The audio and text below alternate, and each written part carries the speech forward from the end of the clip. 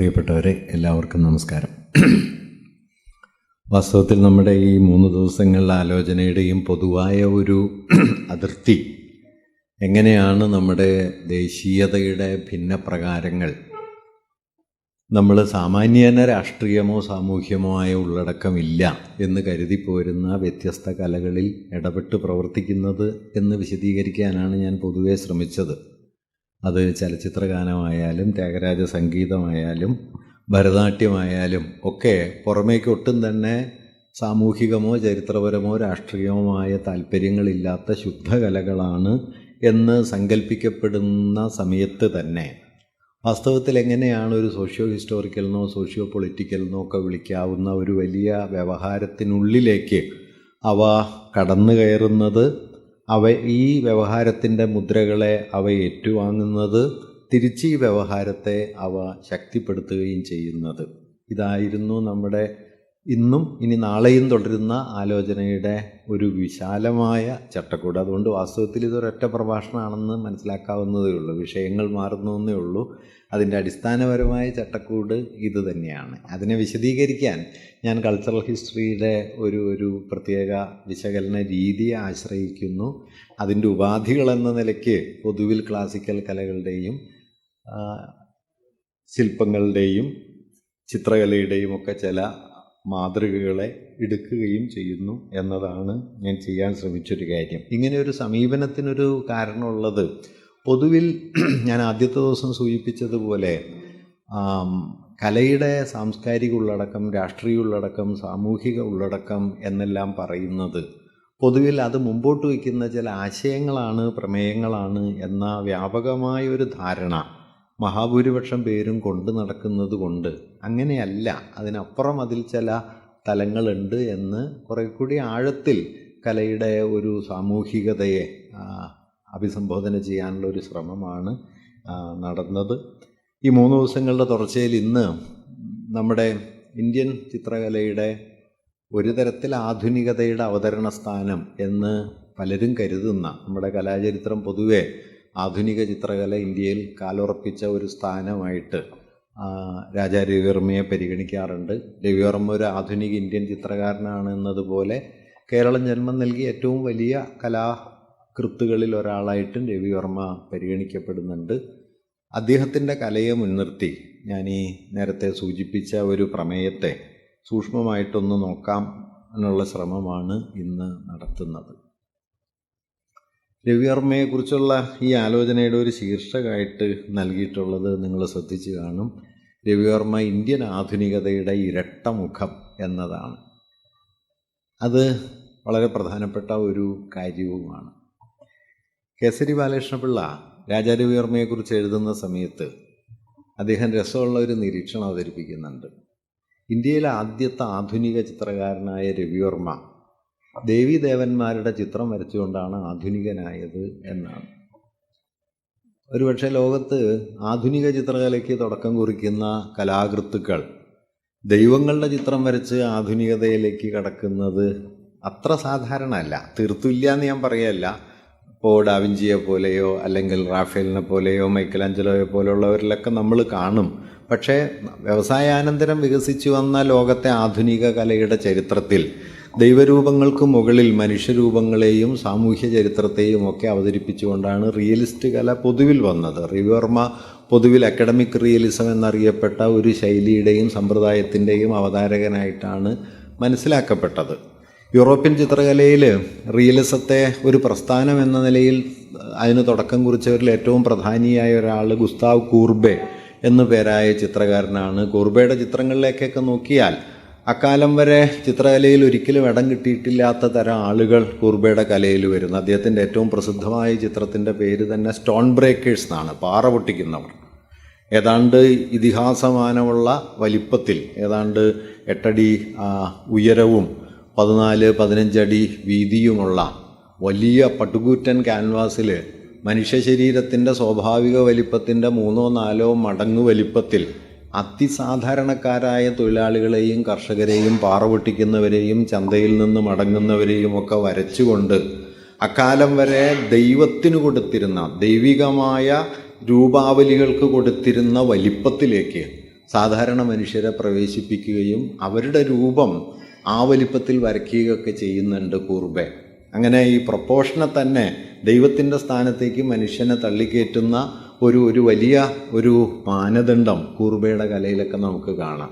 അല്ലെങ്കിൽ മില്ലയെപ്പോലെ വിതയ്ക്കുന്നവരെയും കൊയ്യുന്നവരെയും ഒക്കെ വരയ്ക്കുന്നവർ. ഞാൻ പറഞ്ഞു വന്നത് പൊതുവേ റിയലിസം എന്ന് പറയുന്നത് ഒരു പ്രസ്ഥാനം എന്ന നിലയ്ക്ക് വികസിച്ചു വരുന്ന സമയത്ത് പ്രസ്ഥാനത്തെ പ്രത്യേകമായിട്ട് കാണണം. പ്രസ്ഥാനവും സങ്കേതവും ഒന്നല്ല. റിയലിസ്റ്റ് ടെക്നിക്കും റിയലിസ്റ്റ് മൂവ്മെൻറ്റും ഒന്നല്ല. റിയലിസ്റ്റ് ടെക്നിക്ക് എന്ന് പറയുന്നത് ഉള്ളതിനെ അതുപോലെ വരച്ച് കാണിക്കുന്ന ഒരു സമ്പ്രദായമാണ്. മലയാളത്തിൽ അതിനെ യഥാതഥം എന്നാണ് പറയുക. അത് അത്ര നല്ല വാക്കാണോ എന്ന് അറിഞ്ഞുകൂടാ, എങ്കിലും അങ്ങനെയാണ് പറയുക. യഥാതഥം എന്താണോ ഉള്ളത് അതുപോലെ അതിനെ വരച്ച് കാണിക്കുക, അല്ലെങ്കിൽ പകർത്തി കാണിക്കുക. റിയലിസ്റ്റിക് റെപ്രസെൻറ്റേഷൻ എന്ന് പറയാം. കേസരി പക്ഷേ റിയലിസ്റ്റിക് റെപ്രസെൻറ്റേഷൻ എപ്പോഴും റിയലിസം ആവണം എന്നില്ല എന്ന് കരുതിയിരുന്ന ആളാണ്. റിയലിസത്തിന് അദ്ദേഹം കൊടുക്കുന്നൊരു പ്രത്യേക പേരുണ്ട്. മലയാളത്തിൽ വേറെ ആരും ആ പേര് ഉപയോഗിച്ചിട്ടില്ല. അദ്ദേഹം റിയലിസത്തെ വിളിച്ചത് പരാജയ പ്രസ്ഥാനം എന്നാണ്. അതിന് കാരണം എന്താണെന്ന് വെച്ച് കഴിഞ്ഞാൽ സാമൂഹികമായ ജീർണത കൊണ്ട് വ്യക്തികളുടെ ജീവിതം പരാജയമടയുന്നതിനെ ചിത്രീകരിച്ച് വ്യക്തികളുടെ ജീവിത പരാജയത്തിൽ നിന്ന് സമൂഹത്തെക്കുറിച്ചുള്ള ഒരു വിപുല ബോധം മനുഷ്യർക്കുണ്ടാക്കി കൊടുക്കലാണ് പ്രസ്ഥാനം എന്ന നിലയ്ക്ക് റിയലിസം ചെയ്യുന്നത്. അതുകൊണ്ട് മനുഷ്യജീവിതത്തിൻ്റെ പരാജയ സ്ഥാനങ്ങളിൽ നിന്ന് ജീവിതബോധ്യങ്ങളിലേക്ക്, ജീവിതത്തെക്കുറിച്ചുള്ള സമഗ്രധാരണയിലേക്ക് നീങ്ങുകയാണ് റിയലിസ്റ്റ് കല ചെയ്യുന്നത് എന്നാണ് കേസരി കരുതിയിരുന്നത്. ഞാൻ സാന്ദർഭികമായിട്ടൊരു കാര്യം പറയാം കേട്ടോ. കേസരി ഇത് എഴുതുന്ന കാലത്ത് വാസ്തവത്തിൽ ലൂക്കാച്ചിനെ പോലുള്ള ആളുകളുടെ റിയലിസ്റ്റ് പഠനങ്ങൾ വന്നിട്ടില്ല. ലൂക്കാച്ച് പക്ഷേ പിന്നീട് റിയലിസത്തെക്കുറിച്ചുള്ള മർമ്മസ്പർശിയായ നിരീക്ഷണത്തിൽ ഈ കാര്യമാണ് പറഞ്ഞത്. റിയലിസം നൽകുന്നത് സമഗ്രാവബോധമാണ്, അല്ലാതെ നേർപ്പകർപ്പുണ്ടാക്കലല്ല. നാച്ചുറലിസ്റ്റിക് റെൻഡറിങ് അല്ല റിയലിസം. റിയലിസം എന്ന് പറയുന്ന ഒരു ഡീപ്പർ അണ്ടർസ്റ്റാൻഡിങ് ഓഫ് റിയാലിറ്റിയാണ്. പ്രത്യക്ഷത്തിൽ കാണുന്നതിനപ്പുറം യാഥാർത്ഥ്യത്തിൻ്റെ ആഴമേറിയ പ്രതലങ്ങളെയും വൈരുദ്ധ്യങ്ങളെയും നിങ്ങളുടെ ബോധ്യത്തിലേക്ക് എത്തിക്കാനുള്ള കലയുടെ ശേഷിയിലാണ് റിയലിസം കിടക്കുന്നത് എന്നാണ് ലൂക്കാച്ച് പറയുന്നത്.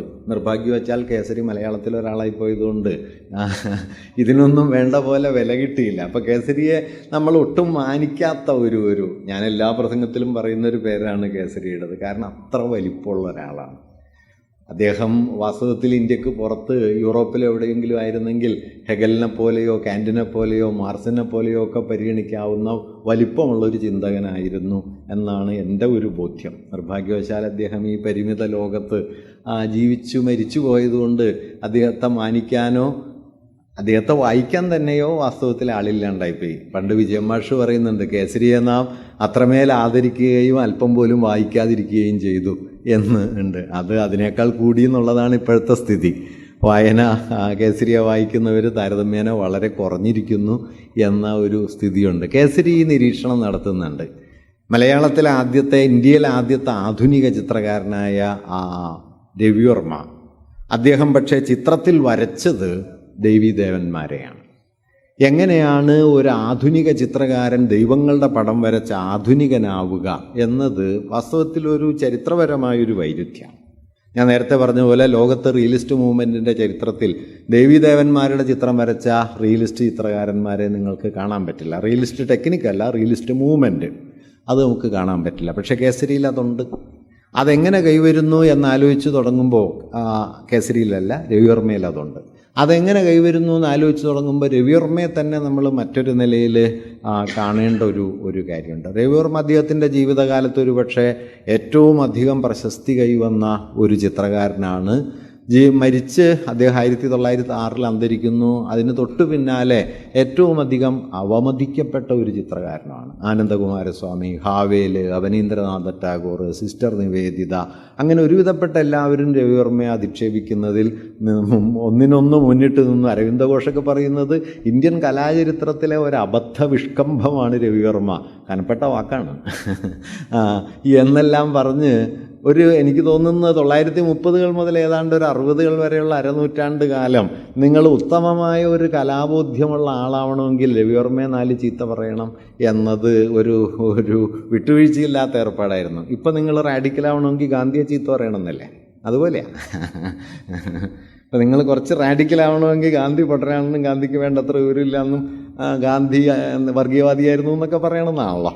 ആ ഒരു മട്ടിൽ ഒരനൂറ്റാണ്ട് നിന്നു. പക്ഷേ 60-70കളോടെ ഇപ്പോൾ സമീപകാലത്ത് അന്തരിച്ച രാമേന്ദ്രൻ, പിന്നെ മലയാളി തന്നെയായ കൃഷ്ണ ചൈതന്യ, രൂപിക ചൗല, ഗീത കപൂർ, അങ്ങനെ ഇന്ത്യൻ ചിത്രകലയിലെ വലിയ കലാകാരന്മാരും നിരൂപകരുമൊക്കെ രവിവർമ്മയെ പുനർവായിക്കാൻ ശ്രമിക്കുകയും കഴിഞ്ഞ അരനൂറ്റാണ്ടുകൊണ്ട് രവിവർമ്മയെക്കുറിച്ചുള്ള വിലയിരുത്തലുകൾ വലിയ തോതിൽ മാറുകയും ചെയ്തിട്ടുണ്ട്. മലയാളത്തിൽ അത് ഏറ്റവും കൂടുതൽ ഏറ്റെടുത്ത് ചെയ്തത് വിജയകുമാർ മേനോനാണ്. ഞാൻ പറഞ്ഞു വന്നത്, അങ്ങനെ ജീവിതകാലത്ത് വലിയ തോതിൽ പ്രശംസിക്കപ്പെടുകയും പക്ഷെ പിന്നാലെ വലിയ ആക്ഷേപങ്ങൾക്ക് വിധേയമാവുകയും പ്രത്യേകിച്ചും രവിവർമ്മയുടെ കലയ്ക്കെതിരെ ഒരു ബദൽ പാരമ്പര്യം തന്നെ ചിത്രകലയിൽ 1910 വികസിച്ചു വന്നു. ബംഗാൾ സ്കൂൾ ട്രഡീഷൻ എന്ന് പറയുന്നു. അവനീന്ദ്രനാഥും നന്ദലാൽ ബോസും അതുപോലെ ഹാൽദേറും ഒക്കെ ഉൾപ്പെട്ട ഒരു പാരമ്പര്യം തന്നെ രവിവർമ്മയ്ക്കെതിരെ എന്ന് തന്നെ പറയാവുന്ന മട്ടിൽ അത് ഉയർന്നു വരികയും ചെയ്തു. രവിവർമ്മയുടെ ജീവിതത്തിൽ തന്നെ ചില വൈരുദ്ധ്യങ്ങളുണ്ട്. ഇപ്പം അദ്ദേഹത്തിന് ബ്രിട്ടീഷ് ഗവൺമെൻറ് കൈസറി ഹിന്ദ് എന്നുള്ള ബഹുമതി കൊടുത്ത് ആദരിച്ച ഒരാളായിരുന്നു രവിവർമ്മ.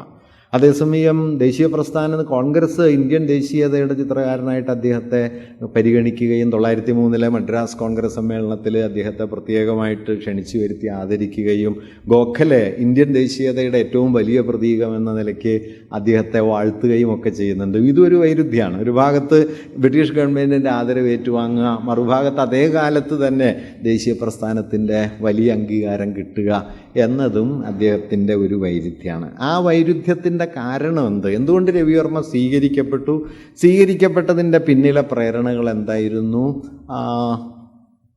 എന്തുകൊണ്ടാണ് അദ്ദേഹം വിമർശിക്കപ്പെട്ടത്?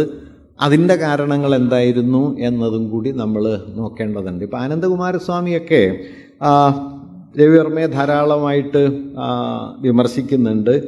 യാതൊരു ഭാവനയില്ലാത്ത ഭാവനാശൂന്യമായ വികൃതരചനകളാണ് എന്ന മട്ടിൽ ആനന്ദകുമാരസ്വാമി രവിവർമ്മയെക്കുറിച്ച് എഴുതിയിട്ട് തന്നെയുണ്ട്. ഇപ്പോൾ ഓർക്കേണ്ട ഒരു കാര്യം, രവിവർമ്മയുടെ ഒരൊറ്റ ചിത്രം പോലും നേരിട്ട് ആനന്ദകുമാരസ്വാമി കണ്ടിട്ടില്ല. ലിത്തോഗ്രാഫ് കോപ്പികളല്ലാതെ, ലിത്തോഗ്രാഫ് എന്ന് പറഞ്ഞു കഴിഞ്ഞാൽ യഥാർത്ഥ ചിത്രത്തിൻ്റെ പകർപ്പുകളാണ്. പകർപ്പ് എന്ന് പറഞ്ഞാൽ അതേപടിയുള്ള പകർപ്പല്ല.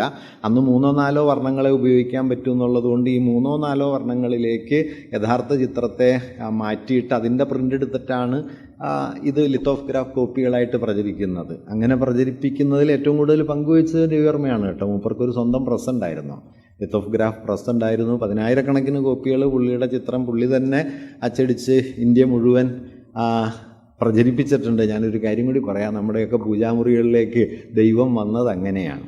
ഈ അച്ചടി കോപ്പിയാണ് പൂജാമുറികളിൽ ഇങ്ങനെ വച്ച് പൂജിക്കുന്ന ചിത്രങ്ങളായിട്ട് മാറിയത്. അതുകൊണ്ടൊരു കടപ്പാടൊക്കെ രേഖപ്പെടുത്താവുന്നതാണ് ഈ ലിത്തോഗ്രാഫ് പകർപ്പുകൾ വഴി. ഈ ലിത്തോഗ്രാഫ് പകർപ്പുകളെ ആനന്ദകുമാരസ്വാമി കണ്ടിട്ടുള്ളൂ. അത് ആനന്ദകുമാരസ്വാമി തന്നെ സമ്മതിച്ചിട്ടുണ്ട്. ഒറിജിനലി ഞാനധികം കണ്ടിട്ടില്ല. അതിൽ കേശിനി പോലുള്ള ചിത്രങ്ങളൊക്കെ താരതമ്യേന നല്ലതാണെന്നൊക്കെ അദ്ദേഹം പറയുന്നുണ്ട്. അതുപോലെ തന്നെ സാങ്കേതിക മികവ് കൊണ്ടോ മറ്റോ മറയ്ക്കാൻ കഴിയാത്ത മട്ടിൽ പാശ്ചാത്യ, പ്രത്യേകിച്ചും മൃതപ്രായമായ അക്കാഡമിക് റിയലിസത്തിൻ്റെ 19-ാം നൂറ്റാണ്ടിൽ ബ്രിട്ടനിൽ ഏതാണ്ട് നാശോന്മുഖമായി കൊണ്ടിരുന്ന അക്കാഡമിക് റിയലിസത്തിൻ്റെ ഒരു അനുകർത്താവ് മാത്രമാണ് രവിവർമ്മ.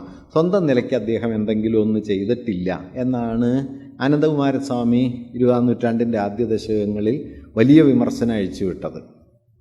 1906 രവിവർമ്മ മരിച്ച് തൊട്ട് പിന്നാലെ അന്നത്തെ ഇന്ത്യയിലെ ഏറ്റവും പ്രധാനപ്പെട്ട കലാമാസികയായിരുന്ന മോഡേൺ റിവ്യൂവിൽ രാമാനന്ദ ചാറ്റർജി എന്ന് പറയുന്ന അന്നത്തെ വലിയ കലാനിരൂപകരിൽ ഒരാൾ രവിവർമ്മയെ പ്രശംസിച്ചുകൊണ്ട് പ്രബന്ധങ്ങൾ എഴുതുന്നുണ്ട്. തൊട്ടു പിന്നാലെ സിസ്റ്റർ നിവേദിത രവിവർമ്മയ്ക്കെതിരെ രംഗത്ത് വരികയും കലാശൂന്യതയുടെയും ആത്മീയ ശൂന്യതയുടെയും ഭാവനാശൂന്യതയുടെയും ഒരു ആവിഷ്കാരമാണ് രവിവർമ്മയുടെ കല എന്ന് പറഞ്ഞ് അത് മുഴുവൻ നശിപ്പിക്കുകയാണ് വേണ്ടത് എന്ന മട്ടിലുള്ള വിമർശനം അവർ കെട്ടഴിച്ചു വിടുകയും ചെയ്തു. സ്വദേശി പ്രസ്ഥാനം പൊതുവെ ആ വാദം ഏറ്റെടുത്തു. കാരണം രവിവർമ്മ ബ്രിട്ടീഷ് റിയലിസത്തിൻ്റെ അനുകർത്താവാണ് എന്ന നിലയിലാണ് കണക്കാക്കപ്പെട്ടത്. പൊതുവെ പറഞ്ഞാൽ രവിവർമ്മയ്ക്കെതിരായ വിമർശനത്തിൻ്റെ സന്ദർഭം എന്താണെന്ന് വെച്ചാൽ, ഇന്ത്യൻ ദേശീയ പ്രസ്ഥാനം ഇന്ത്യൻ ഭൂതകാലത്തെ ഒട്ടൊക്കെ ആത്മീയമായ ഒരു അതിഭൗതിക മൂല്യത്തിൽ പ്രതിഷ്ഠിക്കാൻ ശ്രമിക്കുന്ന കാലമാണ്. പൊതുവെ പറഞ്ഞാൽ പൗരസ്ത്യവാദികൾ ഇന്ത്യക്ക് മേൽ ചൊരിഞ്ഞു കൊടുത്ത കുറേ വിശേഷണങ്ങളുണ്ടല്ലോ.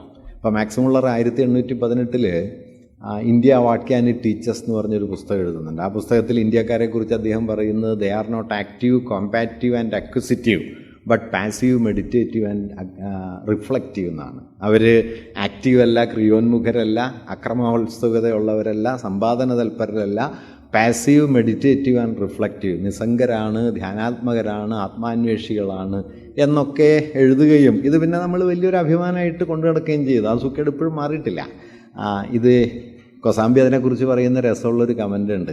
ഈ എന്താ പറയുക, സ്വന്തം യൗവനം കൊണ്ട് മതിച്ച് പൊളച്ച് ജീവിച്ച് തികയാതെ വന്നപ്പോൾ മകനോട് യൗവനം കടം ചോദിച്ച് അച്ഛനെ സങ്കല്പിച്ച ലോകത്തെ ഒരേ ഒരു ജനതയാണ് ഭാരതീയർ.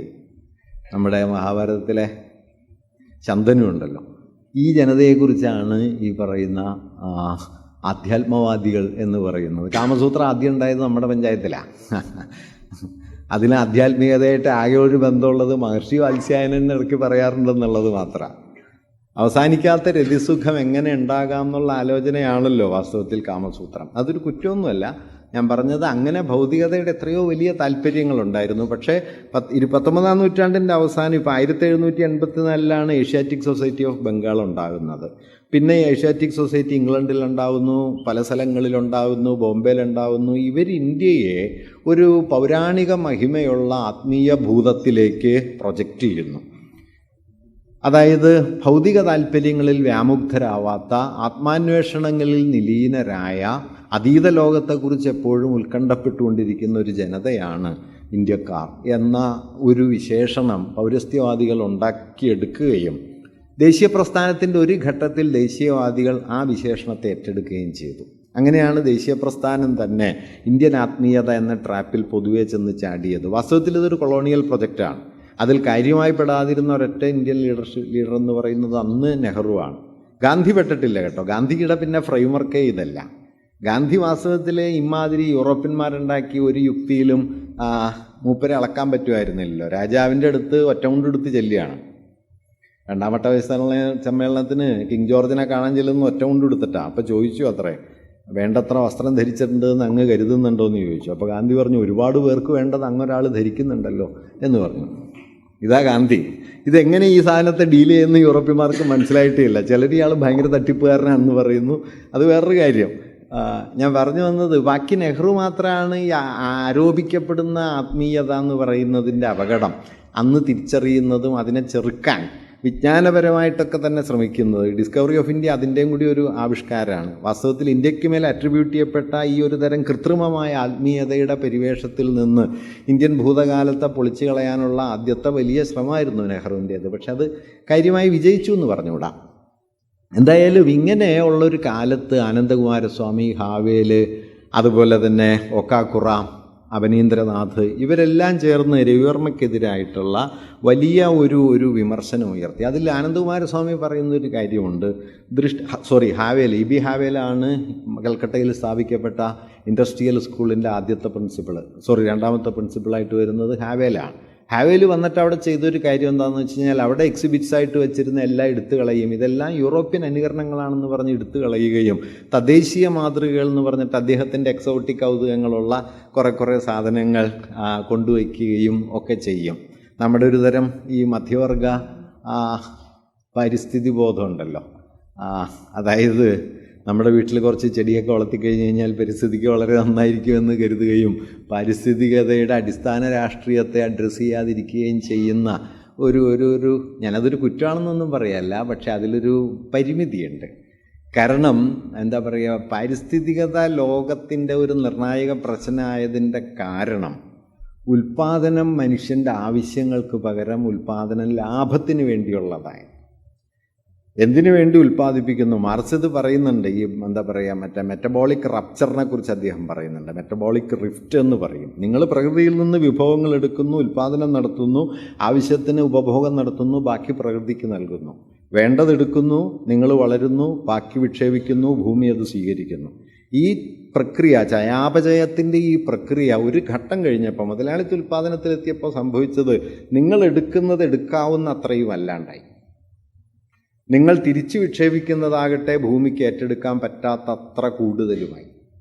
അങ്ങനെ ഒരു ഭാഗത്ത് വിഭവങ്ങൾ കൊള്ളയടിക്കപ്പെടുകയും വിഭവ ശോഷണം സംഭവിക്കുകയും മറുഭാഗത്ത് മാലിന്യം കുന്നുകൂടി ഭൂമി ഒരു ചപ്പുകൂനയായി തീരുകയും ചെയ്യും. ഇത് രണ്ടും ഒരേ സമയത്ത് സംഭവിക്കും.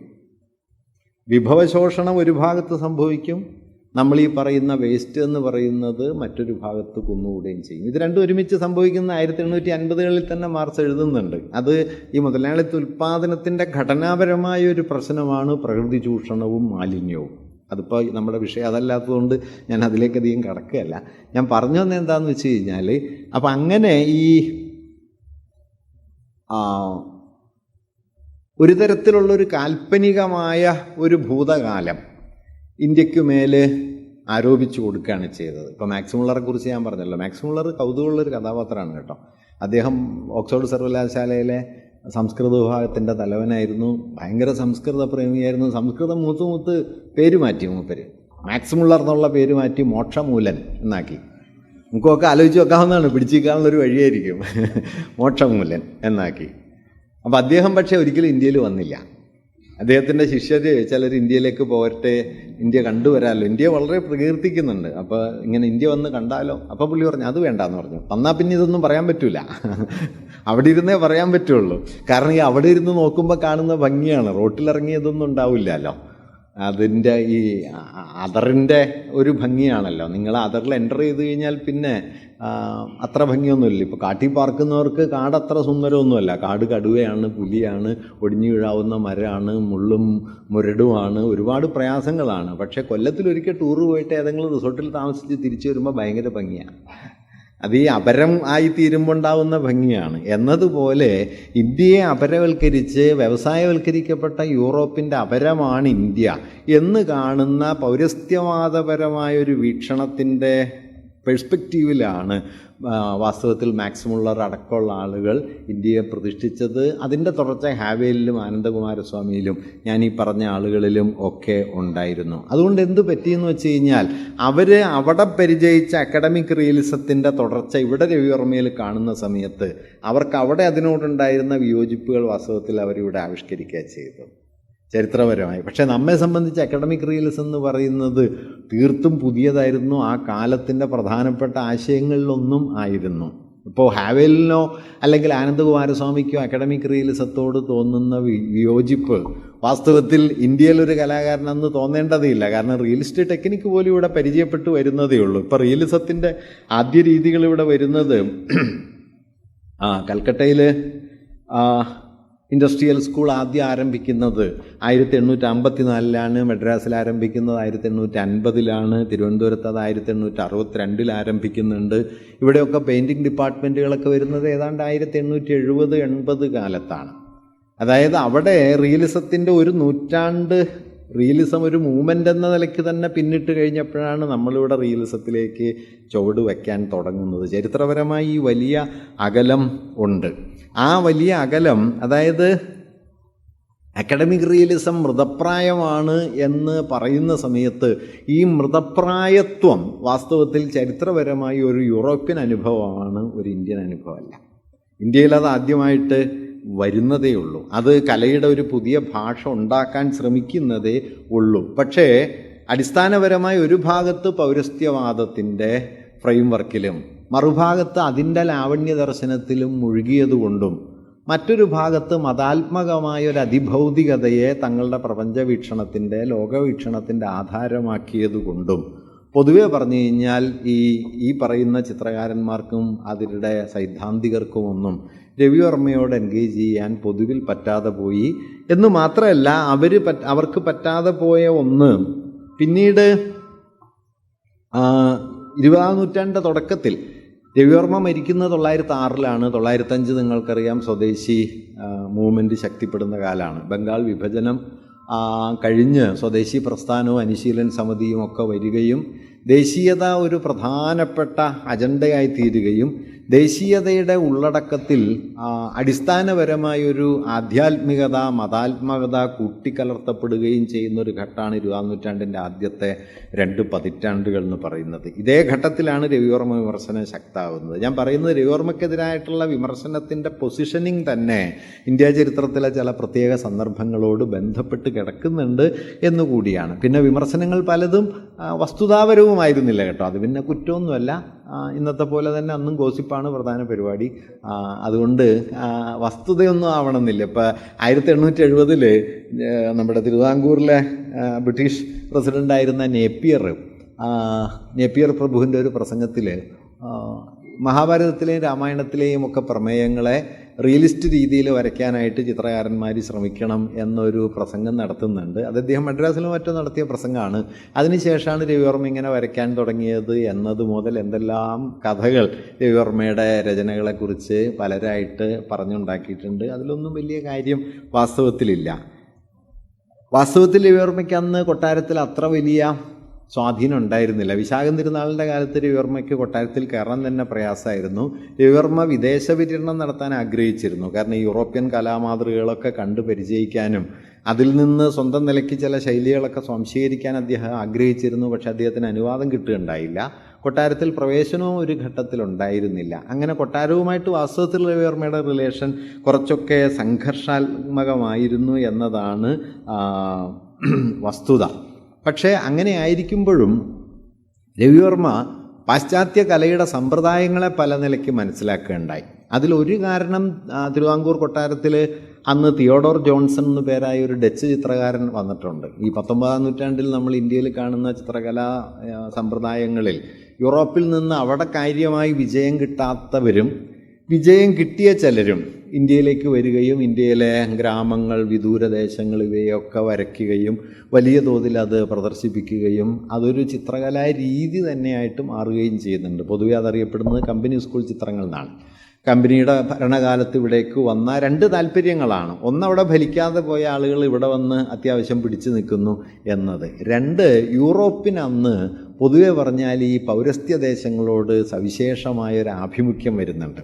കാരണം വ്യവസായവൽക്കരണം ശക്തിപ്പെട്ടു വന്നതോടെ യൂറോപ്യൻ നഗരങ്ങളും മറ്റുമൊക്കെ തൊഴിലാളികൾ തിങ്ങിക്കൂടുകയും വ്യവസായങ്ങൾ പെരുകുകയും പഴയ അഭിജാത കുലീന വർഗത്തിൻ്റെ സ്വർഗരാജ്യം എന്ന സ്ഥിതി പൊതുവെ യൂറോപ്പിന് നഷ്ടപ്പെടുകയും ചെയ്തു. അങ്ങനെ വന്നപ്പോൾ അവിടെ ഉണ്ടായിരുന്ന മേൽത്തട്ടുകാരും കുലീനരുമായ സമ്പന്ന വിഭാഗം തങ്ങളുടെ ഒരു ആലോചനയിൽ ഇതിൻ്റെ ഒരു അപരമെന്ന നിലയ്ക്കുള്ളൊരു വിദൂര പൗരസ്ത്യങ്ങളെ കാണാൻ തുടങ്ങുന്നുണ്ട്. അത് കവിതയിലൊക്കെ വരുന്നുണ്ട്. ഇപ്പം നിങ്ങൾ വളരെ പ്രസിദ്ധമായ കോളറിഡ്ജിൻ്റെ ഏൻഷ്യൻ മാരിനർ, പ്രാചീന യവന നാവികൻ, അത് വാസ്തവത്തിൽ ഈ ഫ്രെയിമിലുണ്ടാകുന്നതാണ്. കാരണം വിദൂര ഭൂതങ്ങൾ, അകലെയുള്ള ദേശങ്ങൾ, അതിനോടുള്ള ഏതെല്ലാമോ തരത്തിലുള്ള ആതുരതകൾ, ഇതൊക്കെ അക്കാലത്തെ ഒരു റൊമാൻറ്റിക് ഇമാജിനേഷനെ വളരെ ശക്തമായിട്ട് സ്വാധീനിക്കുന്നുണ്ട്. അതിൻ്റെ തുടർച്ചയിൽ കൂടിയാണ് പൗരസ്ത്യം എന്നത് വിശേഷപ്പെട്ട ഒരു കാഴ്ച വസ്തുവായിട്ട് മാറിത്തീരുന്നത്. ഈ പൗരസ്ത്യത്തിൻ്റെ വിശേഷവൽകൃതമായ ഒരു ആവിഷ്കാരം രവിവർമ്മയിൽ പക്ഷേ നമുക്കൊട്ടും കാണാൻ കഴിയുകയുമില്ല.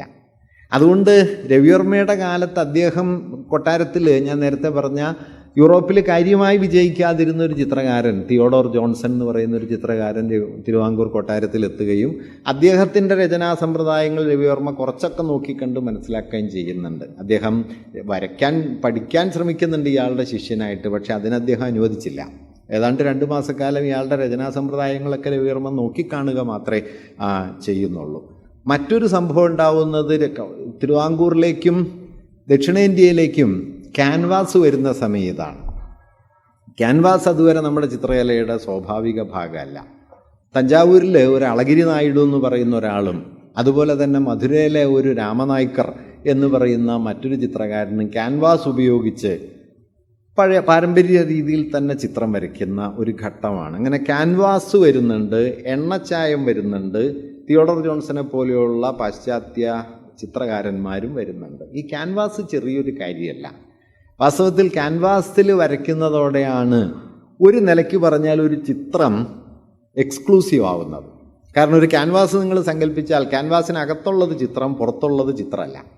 അമ്പലച്ചുമരിൽ നോക്കിയാൽ അങ്ങനെയല്ല. അമ്പലച്ചുമരിൽ ചിത്രങ്ങൾ ഇങ്ങനെ പരന്ന് തുടർച്ചകളായിട്ട് പോകും. മാത്രമല്ല അമ്പലച്ചുമരിലെ ചിത്രം ഒരിക്കലും എക്സ്ക്ലൂസീവ്ലി ചിത്രമായിട്ടല്ല നിൽക്കുക. ഭക്തിയായിട്ടും ദൈവമായിട്ടും ചിത്രമായിട്ടും ഒക്കെ കൂടിക്കലർന്ന് ഒരു മൾട്ടിപ്പിൾ ക്യാരക്ടറാണ് എപ്പോഴും അമ്പലച്ചുമരിലെ പള്ളിച്ചുമരിലെ ചിത്രങ്ങൾക്കുണ്ടാവുക. പള്ളിച്ചുമരിലൊരു ചിത്രം കാണുന്ന ഒരാൾ ചിത്രമാണോ കാണുന്നത് ദൈവത്തെയാണോ കാണുന്നതെന്ന് പറയാൻ പറ്റില്ല. പക്ഷേ ഗാലറിയിൽ ക്യാൻവാസിലൊരു ചിത്രം കാണുന്ന ആൾക്കൊരു സംശയവും വേണ്ട, അയാൾ ചിത്രമാണ് കാണുന്നത്. അതായത് കലയുടേതായ അതിൽ തന്നെയുള്ള ഒരു ആദിമധ്യാന്ത പൊരുത്തമുള്ള ഒരു അസ്തിത്വം കൊടുക്കുന്നതിൽ ചിത്രകലയിൽ ഏറ്റവും പ്രധാനപ്പെട്ട പങ്കുവഹിച്ച ഒരു ഉപാധിയാണ് ക്യാൻവാസ്. അല്ലാതെ അതൊരു ചതുരക്കട്ടയല്ല, ഒരു ചതുരക്കൂട് അതിൻ്റെ അകത്തുള്ള ചിത്രമല്ല.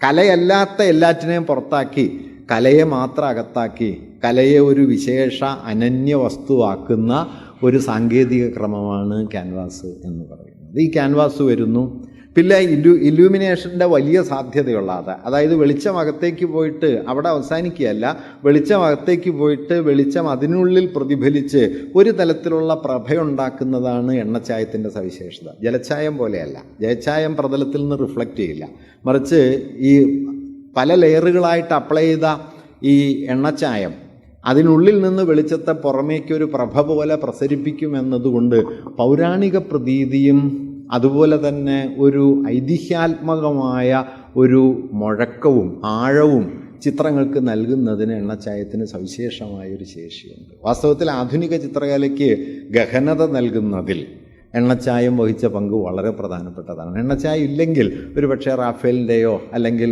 ഡാവിഞ്ചിയുടെയോ ഒക്കെ ചിത്രങ്ങളുടെ ഈ ആഴം അതിന് കൈവരുമായിരുന്നു എന്ന് പലരും ആലോചിച്ച് കണ്ടിട്ടുണ്ട്. ഇപ്പം ഞാൻ പറഞ്ഞു വന്നത്, രവിവർമ്മയുടെ കാലമാകുമ്പോഴേക്കും സാങ്കേതികമായി ഇത്തരം ഘടകങ്ങൾ വരുന്നു. ആധുനികതയുടെ കലാതന്ത്രങ്ങൾ അത് ഈ പറയുന്ന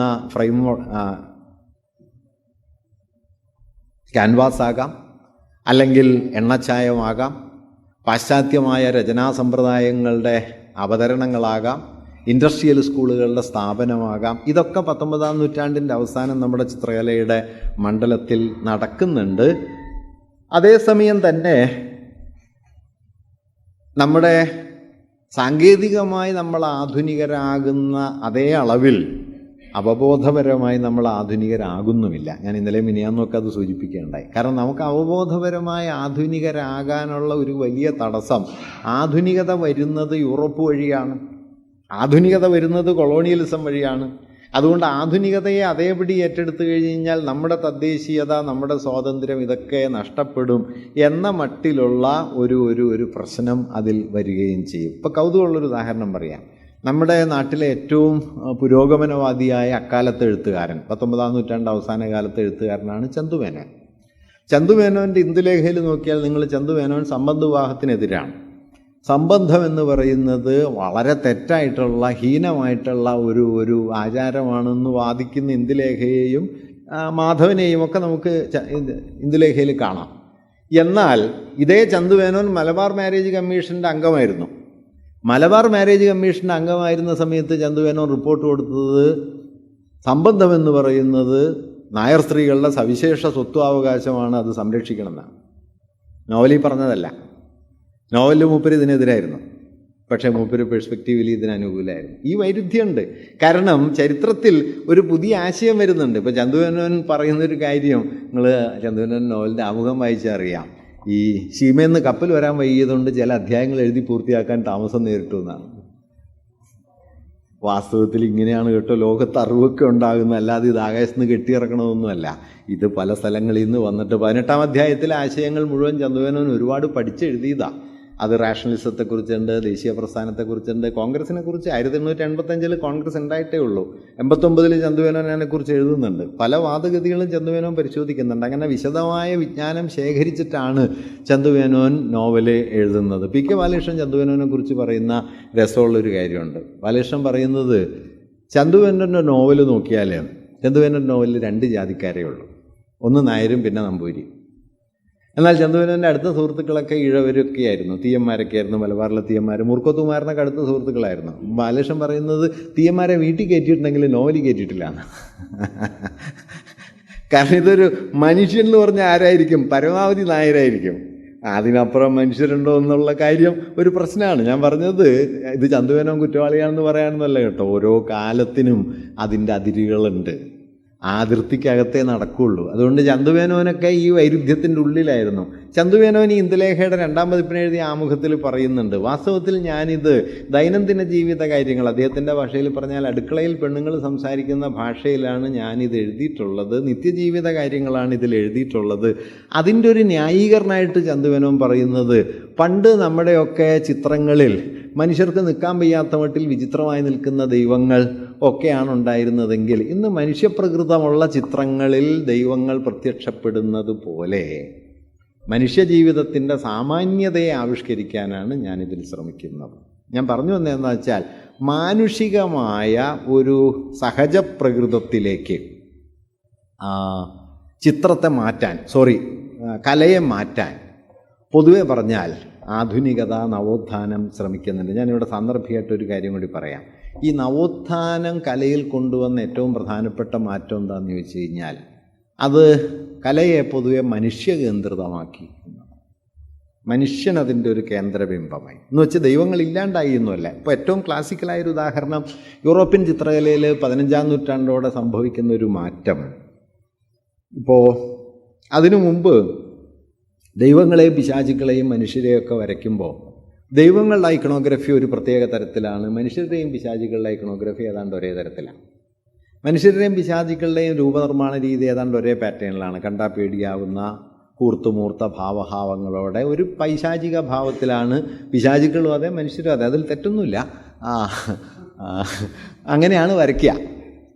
ഡ്യൂററൊക്കെ ചിത്രങ്ങൾ നോക്കിയാൽ നിങ്ങൾക്ക് അങ്ങനെ കാണാം. എന്നാൽ ഇതിൻ്റെ ഒരു ക്ലാസിക്കൽ ഉദാഹരണം കൂടി പറയാം. ഇത് ആ കാലത്ത് വരയ്ക്കപ്പെട്ട അമ്മയും കുഞ്ഞും ഉണ്ടല്ലോ, നമ്മുടെ മഡോണ ആൻഡ് ദി ചൈൽഡ് എന്ന് പറയുന്ന റാഫേലും ഡാവിഞ്ചിയും ഒക്കെ വരച്ച 13, ഞാനിത് കണ്ടിട്ടുണ്ട്. ഞാൻ ലണ്ടനിലൊരിക്കൽ നാഷണൽ ഗാലറി പോകുമ്പോൾ അവിടെ ഓരോ നൂറ്റാണ്ടിലെ ചിത്രങ്ങൾ ഇങ്ങനെ ഓരോ ഗാലറികളായിട്ടാണ് വയ്ക്കുക. അപ്പോൾ 14, 15, 16 ഒക്കെ നൂറ്റാണ്ടുകളിലെ ഗാലറികളിൽ നോക്കുമ്പോൾ എല്ലാറ്റിലും ഈ അമ്മയും കുഞ്ഞും ഉണ്ട്, മഡോണ ആൻഡ് ദി ചൈൽഡിൽ. അതിൽ 14-ാം നൂറ്റാണ്ടിലും 13-ാം നൂറ്റാണ്ടിലും 15-ാം നൂറ്റാണ്ട് വരെയും ഒക്കെ കാണുന്ന അമ്മയും കുഞ്ഞിൻ്റെയും സവിശേഷത എന്താണെന്ന് വെച്ചാൽ കന്യാമറിയത്തിൻ്റെ ഒക്കത്തൊരു കുഞ്ഞിരിപ്പുണ്ടാവും. കുഞ്ഞിനെ നോക്കിയാൽ നിങ്ങൾക്കൊരു 6 മാസം പ്രായം, 1 മാസം, 1 വർഷം പ്രായമൊക്കെ ഉള്ള കുഞ്ഞായിരിക്കും. പക്ഷെ മുഖത്തേക്ക് നോക്കിയാൽ ഒരു 35 വയസ്സുണ്ടാവും. കനഗംഭീരനായ, ചിലരിട്ടേക്കണൊക്കെ പോപ്പിൻ്റെ അതേ ഡ്രസ്സാണ്, മറ്റേ തൊപ്പിയൊക്കെ വെച്ചിട്ടുണ്ട്. കുഞ്ഞിനാകെ 6 മാസം പ്രായമുള്ളൂ, പക്ഷെ തലയിൽ മറ്റേ കിരീടവും അതുപോലെ മറ്റേ ലോഹയെല്ലാം ധരിച്ചിട്ടുള്ള, ഇനി ഒന്നുമില്ലെങ്കിൽ തന്നെ കനഗൗരവത്തിലാണ്, നമുക്ക് പോലും താങ്ങാൻ പറ്റില്ല ആ ഗൗരവം. അമ്മാട്ടിൽ ചിത്രകലാ ചരിത്രത്തിൽ ആ കുഞ്ഞിനെ വിളിക്കുന്നത് അഡൾട്ട് ചൈൽഡ് എന്നാണ്. എന്തുകൊണ്ടാണ് അങ്ങനെ വന്നത്? എന്തുകൊണ്ടാണ് ചോദിച്ചു കഴിഞ്ഞാൽ ക്ലാസിക്കൽ ക്രൈസ്തവ ചിന്തയിൽ മനുഷ്യൻ എന്ന് പറയുന്നത് ദൈവമല്ല. മനുഷ്യൻ സ്വർഗരാജ്യത്തിൽ നിന്ന് പതിച്ചതാണ്. ആദിമ സ്വർഗത്തിൽ നിന്നും താഴേക്ക് പതിച്ചതാണ് മനുഷ്യൻ. അതുകൊണ്ട് ദൈവികതയുടെ അപരമാണ് മാനുഷികത, അല്ലെങ്കിൽ മാനുഷികതയുടെ മറുപുറമാണ് ദൈവികത. നവോത്ഥാനം കൊണ്ടുവന്ന ഏറ്റവും വലിയ മാറ്റം എന്താണെന്നറിയോ? നവോത്ഥാനം മാനുഷികതയുടെ പൂർണ്ണതയാണ് ദൈവികത. ഇതാണ് ഏറ്റവും ഫണ്ടമെൻ്റൽ ഷിഫ്റ്റ്. മനുഷ്യനുള്ള വിശേഷസിദ്ധികളുടെ പരിപൂർണതയിലെത്തുമ്പോൾ അത് ദൈവമായി. അതുകൊണ്ട് മനുഷ്യൻ്റെ ശക്തി, മനുഷ്യൻ്റെ സൗന്ദര്യം, മാനുഷികമായ ബുദ്ധിവിശേഷങ്ങൾ, മാനുഷികമായ വൈഭവങ്ങൾ അതിൻ്റെ പരമാവധിയിലെത്തുന്ന സമയത്ത് അത് ദൈവികതയാകുന്നു എന്ന ഷിഫ്റ്റ് കലയിൽ വന്നതോടെ, നവോത്ഥാനം ലോകബോധത്തിൽ കൊണ്ടുവന്നതോടെ ഡാവിഞ്ചിയുടെ അമ്മയും കുഞ്ഞുമോ റാഫേലിൻ്റെ ക്ലാസിക്കൽ അമ്മയും കുഞ്ഞുമോ നോക്കിയാൽ നിങ്ങൾ കാണുന്നത് 6 മാസം പ്രായമുള്ളൊരു മനുഷ്യ ശിശുവിൻ്റെ സ്വാഭാവികമായ ഭാവഭാവങ്ങളിൽ തന്നെ ഉണ്ണിയേശു വരും. ഉണ്ണിയേശുവിന് വേറെ പ്രത്യേകതയൊന്നുമില്ല. നമ്മുടെ വീട്ടുമുറ്റത്ത് നിൽക്കുന്ന നല്ല ശരീരഭംഗിയുള്ള ഒരു കുഞ്ഞായിട്ട് യേശു മാറും. അത് നിങ്ങൾക്ക് 14-ാം നൂറ്റാണ്ടിലോ 13-ാം നൂറ്റാണ്ടിലോ കാണാൻ പറ്റില്ല. കാരണം അന്ന് മനുഷ്യൻ ദൈവത്തിൻ്റെ അപരമാണ്. നവോത്ഥാനത്തിന് ശേഷം ദൈവം മാനുഷികതയുടെ പൂർണ്ണതയാണ്. ഇത് വളരെ പ്രധാനപ്പെട്ട ഒരു ഷിഫ്റ്റാണ്. ഇത് കലയിലുടനീളം വരുന്നുണ്ട്. നവോത്ഥാനം കൊണ്ടുവന്ന ഏറ്റവും പ്രധാനപ്പെട്ട മാറ്റം, ഇപ്പോൾ ഡെക്കാമറോൺ കഥകൾ ഇറ്റലിയിൽ വികസിച്ച് വരുന്ന സമയത്ത് ഡെക്കാമറോൺ നവോത്ഥാനത്തിൻ്റെ തുടക്കമായിട്ട് പലരും പറയും. എന്താ ഡെക്കാമറോണിൽ സംഭവിച്ചത്? പിശാചുക്കളും ദൈവങ്ങളും ഒക്കെ പോയി. പകരം ഒരു നാട്ടുചന്തയിൽ രാത്രി ഒത്തുകൂടിയിരിക്കുന്ന മനുഷ്യർ തമ്മിൽ അവരുടെ കഥകൾ പറയുന്നു. കള്ളുള്ളിയുടെ കഥകൾ പറയുന്നു, വഴക്കിൻ്റെ കഥകൾ പറയുന്നു, വ്യഭിചാരത്തിൻ്റെ കഥകൾ പറയുന്നു. ഇതെല്ലാം പറഞ്ഞ് രസിക്കുന്നു, ഇതെല്ലാം ക്രോഡീകരിക്കപ്പെടുന്നു. ദൈനംദിന മനുഷ്യജീവിതം സാഹിത്യത്തിൻ്റെ കേന്ദ്രത്തിലേക്ക് വരികയാണ്. ഇതാണ് ചന്തുമേനോൻ പറഞ്ഞത്. പണ്ട് വിചിത്ര രൂപത്തിൽ മനുഷ്യർക്ക് നിൽക്കാൻ പറ്റാത്ത രൂപത്തിൽ കാലുവണച്ച് നിന്നിരുന്ന ദൈവങ്ങൾക്ക് പകരം സ്വാഭാവികമായ മനുഷ്യപ്രകൃതത്തിൽ ദൈവങ്ങൾ എങ്ങനെയാണോ നിൽക്കുന്നത് അതുപോലെ അലങ്കാരജടിലമായ പഴയ ഭാഷയ്ക്ക് പകരം വീട്ടിൽ സംസാരിക്കുന്ന ഭാഷയിലാണ് ഞാനിത് എഴുതുന്നത്. ഞാൻ പറഞ്ഞു വന്നത് നവോത്ഥാനം കലയിൽ കൊണ്ടുവന്ന ഏറ്റവും പ്രധാനപ്പെട്ട ഷിഫ്റ്റ് എന്ന് പറയുന്നത് 1 ഈ മാനുഷികത, 2 ദൈനംദിനത്വം. മാനുഷികതയുടെയും ദൈനംദിനത്വത്തിൻ്റെയും സമ്മർദ്ദം കലയുടെ രൂപഘടനയെ, അതിൻ്റെ ആസ്വാദന രീതിയെ, അതിൻ്റെ അവബോധക്രമങ്ങളെ ഒക്കെ പൊളിച്ചു പണിയുന്ന ഒരു സന്ദർഭത്തെയാണ് പൊതുവിൽ കലയിലെ നവോത്ഥാനം എന്ന് നമ്മൾ കാണുന്നത്. ഈ പൊളിച്ചു പണിയലിൻ്റെ കേന്ദ്രമാണ് റിയലിസം. എന്താണ് വാസ്തവത്തിൽ റിയലിസം? ഞാൻ നേരത്തെ പറഞ്ഞതുപോലെ റിയലിസം എന്ന് പറയുന്നത് ഒരു സങ്കേതമായിട്ടും കാണാം, ഒരു പ്രസ്ഥാനമായിട്ടും കാണാം. സങ്കേതം എന്ന നിലയ്ക്ക് റിയലിസം ഒരു വസ്തു യാഥാർത്ഥ്യത്തെ അതേപടി പകർത്തി കാണിക്കലാണ്. അതാണ് യഥാതഥം. ഫോട്ടോഗ്രാഫിയൊക്കെ ചെയ്യുന്നു എന്ന് നമ്മൾ പ്രതീക്ഷിക്കുന്ന, വാസ്തവത്തിൽ ഫോട്ടോഗ്രാഫി റിയലിസ്റ്റിക് ഒന്നുമല്ല കേട്ടോ. ഫോട്ടോഗ്രാഫി എന്ന് പറയുന്നതിൽ റിയലിസത്തിൻ്റെ ഒരു പ്രതീതി ഉണ്ടെന്നേ ഉള്ളൂ. വാസ്തവത്തിൽ റിയലിനെ നമുക്ക് കാണാൻ പറ്റില്ല എന്ന് പറഞ്ഞാൽ എനിക്ക് ഭ്രാന്തായി പോയി എന്ന് നിങ്ങൾക്ക് തോന്നരുത്. റിയലിനെ നമുക്ക് കാണാൻ പറ്റില്ല. ഇപ്പം നിങ്ങൾ എന്നെ കാണുന്നു, ഞാൻ നിങ്ങളെ കാണുന്നു. നോക്കൂ, നിങ്ങൾക്ക് എൻ്റെ മുഖം കാണാം, എനിക്ക് നിങ്ങളുടെ മുഖം കാണാം. എൻ്റെ റിയാലിറ്റി എൻ്റെ മുഖം മാത്രമല്ലല്ലോ. നിങ്ങൾക്ക് ഈ സൈഡിൽ നിന്ന് നോക്കി എന്നെ കാണാം, വേറൊരു സൈഡിൽ നിന്ന് നോക്കി എന്നെ കാണാം, മുകളിൽ നിന്ന് നോക്കിയാൽ മാത്രം എൻ്റെ കഷണ്ടി കാണാം. അതുകൊണ്ട് ഏത് കാഴ്ചക്കോണാണ് യാഥാർത്ഥ്യം? ഈ ചോദ്യം ക്യൂബിസ്റ്റുകൾ ഉന്നയിക്കുകയും മൾട്ടിപ്പിൾ പെർസ്പെക്റ്റീവ് എന്ന് പറയുന്ന ഒരു സംഗതി കൊണ്ടുവരികയും അതിനെ ഒരൊറ്റ ചിത്രപ്രതലത്തിൽ ചേർത്ത് വയ്ക്കുകയും ചെയ്തതോടെ ചിത്രം കലങ്ങിപ്പോയി. അതുകൊണ്ട് യാഥാർത്ഥ്യം എന്നാൽ എന്താണ്? വാസ്തവത്തിൽ 18ഉം 19ഉം നൂറ്റാണ്ടുകളിൽ റിയലിസം എന്ന പേരിൽ വികസിച്ചു വന്നത് എന്താണ്? ലളിതമായിട്ട് പറഞ്ഞാൽ മാനുഷികമായ കാഴ്ചയുടെ ക്രമങ്ങൾ യാഥാർത്ഥ്യത്തിൻ്റെ തന്നെ ക്രമങ്ങളാണ് എന്ന് മനസ്സിലാക്കപ്പെടാൻ തുടങ്ങി. മനുഷ്യർ കാണുന്നതാണ് യാഥാർത്ഥ്യം ആണോ? നോക്കൂ, നിങ്ങൾ അകലേക്ക് നോക്കുമ്പോൾ അകലെയുള്ളത് മങ്ങി മങ്ങി കാണും, ചെറുതായിട്ട് കാണും. അടുത്തുള്ളത് തെളിഞ്ഞു കാണും, വലുതായിട്ട് കാണും. വാസ്തവത്തിൽ അകലെയുള്ളത് ചെറുതല്ലല്ലോ, അടുത്ത് പോയി നോക്കിയാൽ വലുതാണല്ലോ. അകലെയുള്ളത് മങ്ങിയിട്ടല്ലല്ലോ, നിങ്ങൾക്ക് കാണാൻ പറ്റാഞ്ഞിട്ടല്ലേ. അതുകൊണ്ട് മാനുഷികമായ കാഴ്ച മാനുഷികമായി ക്രമീകരിക്കപ്പെട്ട കാഴ്ചയാണ്, മാനുഷികമായി ക്രമീകരിക്കപ്പെട്ട യാഥാർത്ഥ്യമാണ്. യഥാർത്ഥത്തിൽ യാഥാർത്ഥ്യം അങ്ങനെയല്ല. മാർക്സ് പറയുന്നൊരു വാക്യമുണ്ട്, ഐ ബിക്കംസ് ഹ്യൂമൻ ഐ. കണ്ണ് മാനുഷികമായി തീരുന്നു. മനുഷ്യൻ്റെ യുക്തിക്കകത്താ കണ്ണ്. മനുഷ്യൻ ലോകത്തെ കാണുന്നത് അങ്ങനെയാണ്. പണ്ട് വിജയമാഷ് പറയുന്ന ഒരു ഫലിതമുണ്ട്, ടിക്കറ്റ് എടുക്കാതെ തീവണ്ടിയിൽ കയറിയിട്ട് നമ്മൾ പറയാ കള്ളവണ്ടി കയറി എന്നാണല്ലോ. വണ്ടിയാ കള്ളൻ, നിങ്ങൾ ടിക്കറ്റ് എടുത്തിട്ടില്ല, പക്ഷെ കള്ളവണ്ടി എന്നാ പറയാം, അല്ലാതെ ഞാൻ കള്ളനാണെന്നല്ല. അല്ലേ? കോണി കയറിപ്പോയി എന്ന് പറയും. കോണി കയറിപ്പോയാൽ പിന്നെ നിങ്ങൾ എന്ത് ചെയ്യും? കോണി അവിടെ നിൽക്കുക, നിങ്ങൾ കയറിപ്പോവുകയാണ്, പക്ഷേ കോണി കയറിപ്പോയി എന്നാ പറയാം. നമ്മുടെ ഭാഷയിൽ നോക്കിക്കഴിഞ്ഞാൽ തന്നെ ഇങ്ങനെ യോഗം പിരിച്ചു വിട്ടുന്നു. പിരിച്ചു വിട്ടാൽ പിന്നെ ഉണ്ടാവില്ല, പിരിച്ചു വിടുക. അങ്ങനെ ഓരോ വാക്കിലും വാസ്തവത്തിൽ അതിൻ്റെ വിപരീതം കൂടി ഒളിച്ചു കിടപ്പുണ്ട്. പക്ഷേ നമ്മൾ അതിനെ അങ്ങനെ നമ്മുടേതായ യുക്തിയിലേക്ക് കൊണ്ടുപോകുന്നു എന്നേ ഉള്ളൂ. അത് ഞാൻ പറഞ്ഞു വന്നത് 18ഉം 19ഉം നൂറ്റാണ്ടുകളിൽ, പ്രത്യേകിച്ചും ജ്ഞാനോദയത്തിന് ശേഷം 18ആം നൂറ്റാണ്ടിലെ ഫ്രഞ്ച് എൻലൈറ്റൻമെൻറ്റിന് ശേഷം ഉണ്ടായ ഒരു കാര്യം, യാഥാർത്ഥ്യത്തെ മനസ്സിലാക്കുന്ന ശരിയായ കണ്ണേതാണ്? അത് മാനുഷികമായ കണ്ണാണ്. യാഥാർത്ഥ്യത്തെ ശരിക്കും എങ്ങനെ കാണാം? മാനുഷികമായിട്ട് കാണാം. അതിൻ്റെ രണ്ട് വഴിയായിട്ട് റാഷണലിസം എംപിരിസിസവും വന്നു. ഒന്ന് യുക്തി കൊണ്ട് വിശകലനം ചെയ്തുണ്ടാക്കുന്ന അറിവ്, മറ്റൊന്ന് അനുഭവപരമായി കൈവരുന്ന അറിവ്. ഇങ്ങനെ മനുഷ്യകേന്ദ്രിതമായി ലോകത്തെ കാണുകയും മനുഷ്യകേന്ദ്രിതമായ ഈ ലോകധാരണയാണ് യാഥാർത്ഥ്യത്തെക്കുറിച്ചുള്ള ഏറ്റവും സത്യാത്മകമായ ധാരണ എന്ന് കരുതുകയും ചെയ്യുന്നൊരു കാലമാണ് 19ആം നൂറ്റാണ്ട്. ഈ ധാരണയുടെ കലാപരമായ മാനിഫെസ്റ്റേഷൻ കൂടിയാണ് റിയലിസം. അതുകൊണ്ട് റിയലിസം എന്ന് പറയുന്നത് യാഥാർത്ഥ്യത്തിൻ്റെ തനിപ്പകർപ്പല്ല, യാഥാർത്ഥ്യത്തെക്കുറിച്ചുള്ള മനുഷ്യകേന്ദ്രിതമായ ഒരു കാഴ്ചയുടെ ആവിഷ്കാരം. റിയലിസ്റ്റ് ടെക്നിക്ക് എന്ന് പറയുന്നത്, അപ്പം ഞാൻ നേരത്തെ പറഞ്ഞതുപോലെ ദൂരെയുള്ളതിനെ ചെറുതായിട്ട് വരയ്ക്കുക, അടുത്തുള്ളതിനെ വലുതായിട്ട് വരയ്ക്കുക. അടുത്തുള്ളത് വളരെ പ്രകാശത്തിൽ തിളങ്ങി നിൽക്കുന്നതും ദൂരേക്ക് പോകും തോറും കാഴ്ച മങ്ങി മങ്ങി വരുന്നതും അവസാനം ഒരു ചക്രവാള ബിന്ദുവിൽ കാഴ്ച വിലയം പ്രാപിക്കുന്നതുമായ ഒരു രചനാരീതി, ഇതിനെയാണ് ലീനിയർ പെർസ്പെക്റ്റീവ് എന്ന് പറയുന്നത്, രേഖീയ പരിപ്രേക്ഷ്യം. ആധുനിക ചിത്രകലയ്ക്ക് രൂപം നൽകിയ ഏറ്റവും പ്രധാനപ്പെട്ട സാങ്കേതിക രീതിയാണ് ലീനിയർ പെർസ്പെക്റ്റീവ്. ഈ ലീനിയർ പെർസ്പെക്റ്റീവ് ആരുടെ കാഴ്ചയാണ്? ലീനിയർ പെർസ്പെക്റ്റീവ് മനുഷ്യൻ്റെ കാഴ്ച.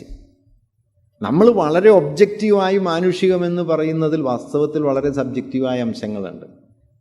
ഇപ്പോൾ കാപ്പനച്ചൻ ഹെഗലിനെ കുറിച്ച് എഴുതുമ്പോൾ ഒരു ഉദാഹരണം പറയുന്നുണ്ട്. അദ്ദേഹം പറയുന്നത്, നമ്മൾ ഏറ്റവും ഒബ്ജക്റ്റീവ് എന്ന് പറയുന്ന ഒരു സ്റ്റേറ്റ്മെൻറ്റ് എടുക്കൂ. ഇപ്പോൾ ആ ദൂരെയുള്ള മരം നല്ല ഉയരമുള്ളതാണ്, ഒരു സ്റ്റേറ്റ്മെൻറ്റ്. ദൂരെയുള്ള ആ മരം നല്ല ഉയരമുള്ളതാണ്. കാപ്പനച്ചൻ പറയുന്നത്, നിങ്ങളുടെ കൈകൾ നീട്ടിയാൽ ആ മരത്തിൻ്റെ അടുത്ത് വരെ എത്തുമായിരുന്നെങ്കിൽ ദൂരെയുള്ള മരമാവുക. നിങ്ങൾക്ക് 1.5 മീറ്റർ പൊക്കവും മരത്തിന് 15 മീറ്റർ പൊക്കം ഉള്ളതുകൊണ്ടാണല്ലോ മരത്തിന് നല്ല ഉയരായത്. നിങ്ങൾക്ക് 15 മീറ്റർ പൊക്കമാണെങ്കിൽ മരത്തിന് ഉയരമൊന്നും ഉണ്ടാവില്ല. വ്യക്തമാണല്ലോ. അതായത് ഉയരമുള്ള മരം എന്നത് എപ്പോഴാണ് വാലിഡ് ആവുന്നത്? നിങ്ങൾ ഉയരമില്ലാത്ത ആളാവുമ്പോൾ. നിങ്ങൾ 1.5 മീറ്റർ പൊക്കത്തിൽ നിൽക്കുമ്പോൾ 10 മീറ്റർ പൊക്കമുള്ള മരം ഉയരമുള്ള മരമാണ്. ദാറ്റ് മീൻസ് നിങ്ങൾ വളരെ ഒബ്ജക്റ്റീവായി പറയുന്നു എന്ന് കരുതുന്ന കാര്യത്തിൽ വാസ്തവത്തിൽ ഒരു ഹ്യൂമൻ സബ്ജക്റ്റിവിറ്റി ഉണ്ട്. അകലെയുള്ളതെന്ന് പറയുന്നത് നിങ്ങളുടെ കയ്യെത്താത്തതുകൊണ്ടാണ്, എത്തിയാലില്ലല്ലോ. അതുകൊണ്ട് നമ്മുടെ ഏത് ധാരണയിലും നമ്മൾ കൂടിയുണ്ട്. പക്ഷെ ആധുനികത ഉണ്ടാക്കിയെടുത്ത, പ്രത്യേകിച്ച് നവോത്ഥാനാനന്തരം ഈ ജ്ഞാനോദയാനന്തരം വികസിച്ചു വന്ന മനുഷ്യബോധം മനുഷ്യനെ എല്ലാ യാഥാർത്ഥ്യങ്ങളെയും തിരിച്ചറിയുന്ന ഒരു ഇതര സ്ഥാനമായിട്ടും ലോകയാഥാർത്ഥ്യത്തെ മനുഷ്യൻ്റെ നോട്ടത്തിന് വിധേയമാകുന്ന ഒരു അപരസ്ഥാനമായിട്ടും കണ്ടു. ഞാൻ നോക്കുന്നു, ഞാൻ കാണുന്നു, അത് കാണുന്നു. എൻ്റെ നോട്ടത്തിന് വിധേയമാകുന്ന വസ്തുവും നോക്കുന്ന ഞാനും എന്നൊരു വിഭജനം വന്നു. ഇതാണ് സബ്ജക്റ്റ് ഒബ്ജക്റ്റ് ഡിവൈഡ് എന്ന് പറയുന്നത്. അങ്ങനെ വരുമ്പോൾ ഞാൻ അതിനെ നോക്കുന്നു, ആ വസ്തു എൻ്റെ നോട്ടത്തിന് വിധേയമാവുന്നു. അല്ലാതെ ഈ നോക്കുന്ന ഞാനും തെളിയുന്ന വസ്തുബോധവും തമ്മിൽ ഒരു ഇൻ്റർ റിലേഷൻ ഉണ്ട് എന്നുള്ളത് വാസ്തവത്തിൽ ഈ മോഡേൺ അണ്ടർസ്റ്റാൻഡിങ്ങിലില്ല. അതുകൊണ്ട് ഈ നമ്മുടെ നോട്ടത്തിൻ്റെ ക്രമം യാഥാർത്ഥ്യത്തിൻ്റെ ക്രമം തന്നെയാണ് എന്ന് തെറ്റിദ്ധരിക്കാൻ തുടങ്ങുകയും ആ തെറ്റിദ്ധാരണയ്ക്ക് കൈവന്ന രാഷ്ട്രീയ രൂപത്തിൻ്റെ പേരാണ് കേട്ടോ ഹ്യൂമനിസം. ഞാനിതൊന്നും കുറ്റമാണെന്ന് പറയല്ലേ, ഇതിലൊക്കെ ചില പ്രശ്നമുണ്ടെന്ന് പറയുന്നു എന്ന് മാത്രമേ ഉള്ളൂ. ചരിത്രത്തിലുണ്ടായതിനെ കുറ്റമാണെന്ന് പറഞ്ഞിട്ട് കാര്യമൊന്നുമില്ലല്ലോ, ഉള്ളതാണ്. പക്ഷെ ഈ പ്രശ്നമുണ്ട്.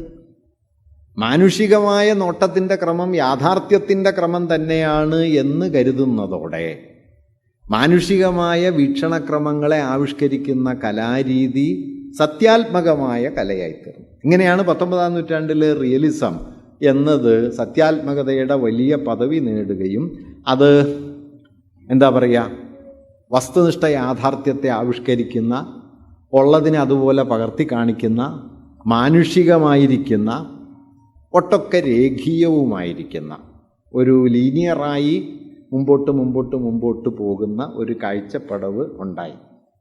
ഇതാണ് വാസ്തവത്തിൽ ചിത്രകലയിലെ റിയലിസ്റ്റ് സാങ്കേതികതയായിട്ട് ഒരു 16-ാം നൂറ്റാണ്ടോടെയൊക്കെ വരുന്നത്. വാസ്തവത്തിൽ റിയലിസത്തിൻ്റെ ആരംഭം കുറച്ചുകൂടി പുറകോട്ട് ചിലരൊക്കെ കൊണ്ടുപോകുന്നുണ്ട്. കാരണം ഈ അച്ചടിയുടെ വരവോടെ തന്നെ ലീനിയാരിറ്റി എന്ന് പറയുന്നത് തെളിഞ്ഞു തുടങ്ങി. ഈ അച്ചടി വരുമ്പോൾ അച്ചടിച്ച വാക്കും പറയുന്ന വാക്കും തമ്മിൽ ചില വ്യത്യാസങ്ങളുണ്ടല്ലോ. അച്ചടിച്ച വാക്കിനൊരു രേഖീയതയുണ്ട്. ഒരു വാക്കിൽ നിന്ന് അടുത്ത വാക്കിലേക്ക്, ഒരു വാക്യത്തിൽ നിന്ന് അടുത്ത വാക്യത്തിലേക്ക്, ഒരു ഖണ്ഡികയിൽ നിന്ന് അടുത്ത ഖണ്ഡികയിലേക്ക് ക്രമമായിട്ട് വിന്യസിക്കപ്പെടുന്ന ആശയങ്ങളാണല്ലോ അച്ചടിക്കപ്പെട്ട ആശയങ്ങൾ. പറയുന്നത് അങ്ങനെയല്ല. ഈ പറച്ചിലും വായനയും തമ്മിലുള്ള വ്യത്യാസം. ഇപ്പോൾ പറയുമ്പോൾ നിങ്ങൾക്ക് എപ്പോൾ വേണമെങ്കിലും വഴിമാറാം. പറച്ചിലുടനീളം റപ്ചേഴ്സ് ഉണ്ട്, ഭിന്നതകളുണ്ട്, ചെതറിപ്പോവലുണ്ട്. ഇപ്പോൾ ചില ആളുകൾ പ്രസംഗിക്കുമ്പോൾ കണ്ടിട്ടില്ല, അവരൊരു സ്ഥലത്ത് തുടങ്ങും, പിന്നെ വേറെ എവിടെയെങ്കിലും പോകും, പിന്നെ ഇവർ തുടങ്ങിയ എവിടെയാണെന്ന് അവർക്ക് നിശ്ചയം ഉണ്ടാവില്ല, നമുക്ക് നിശ്ചയം ഉണ്ടാവില്ല. അതൊരു സന്തോഷമായിട്ട് കേട്ടോ, ഞാനൊരു പോരായ്മയായിട്ട് പറയല്ല.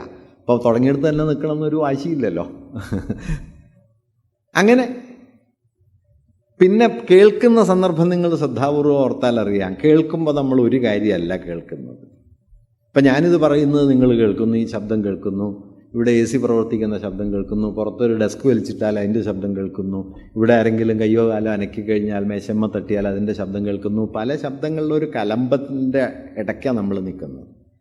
അതിൽ വേണ്ടത് കേൾക്കുന്നു, അല്ലാതെ ഇവിടെ ഇരിക്കുന്നവരെല്ലാം ഞാൻ പറയണതാണ് കേൾക്കുന്നതെന്ന് ഞാൻ തെറ്റിദ്ധരിക്കേണ്ട ഒരു കാര്യമൊന്നുമില്ല. ഇപ്പം മാഷന്മാർ ക്ലാസ് എടുക്കുമ്പോൾ കുട്ടികൾ ഇരിക്കണത് മാഷ് പറയണ കേട്ടിട്ടാ അതൊന്നുമല്ല, വേറെ എന്തെങ്കിലും പുറത്ത് കിളി ചലയ്ക്കുന്നതോ സ്കൂട്ടർ ഓടുന്നതോ ഒക്കെ ശ്രദ്ധിക്കും. വൈലോപ്പിള്ളി അതുകൊണ്ടാണ് ചോദിച്ചത്, എന്നോട് ഒച്ച കേട്ടുവോ വേറിട്ട് എന്ന് വൈലോപ്പിള്ളി ഒരു കവിതയിൽ ചോദിക്കും. അപ്പോൾ ഞാൻ പറഞ്ഞത് ഈ പറച്ചിലിലും കേൾവിയിലുമുള്ള ഈ വിച്ഛേദങ്ങൾ, ഇടർച്ചകൾ, കൂടിക്കലർച്ചകൾ, ചെതറലുകൾ, ഇതൊന്നും എഴുത്തിലില്ല. അത് രേഖീയമാണ്, ഒരുതരം ലീനിയാരിറ്റിയാണ്. അതുകൊണ്ട് അച്ചടിയും അച്ചടി വഴി സ്ഥാപിക്കപ്പെടുന്ന ഒരു ലോകബോധവും നിലവിൽ വരുമ്പോൾ സഹജമായി രേഖീയത പ്രധാനമാവും. രേഖീയത ലോകബോധത്തിൻ്റെ ആധാരമാവും. അതുവരെ പല വഴിക്ക് ഛിന്ന ഭിന്നമായി ചെതറിക്കൊണ്ടിരുന്ന ആശയവിനിമയത്തിൻ്റെ, മനുഷ്യരുടെ തമ്മിലുള്ള സംവാദങ്ങളുടെ മണ്ഡലം കുറെ കൂടി രേഖീയമായി തീരും. അതുകൊണ്ടാണ് ആധുനിക ലോകത്തെ തന്നെ മാർഷൽ മക്ലൂഹിനെ പോലെ ഒരാൾ ഗുട്ടൻബർഗ് ഗാലക്സി എന്ന് വിളിക്കും.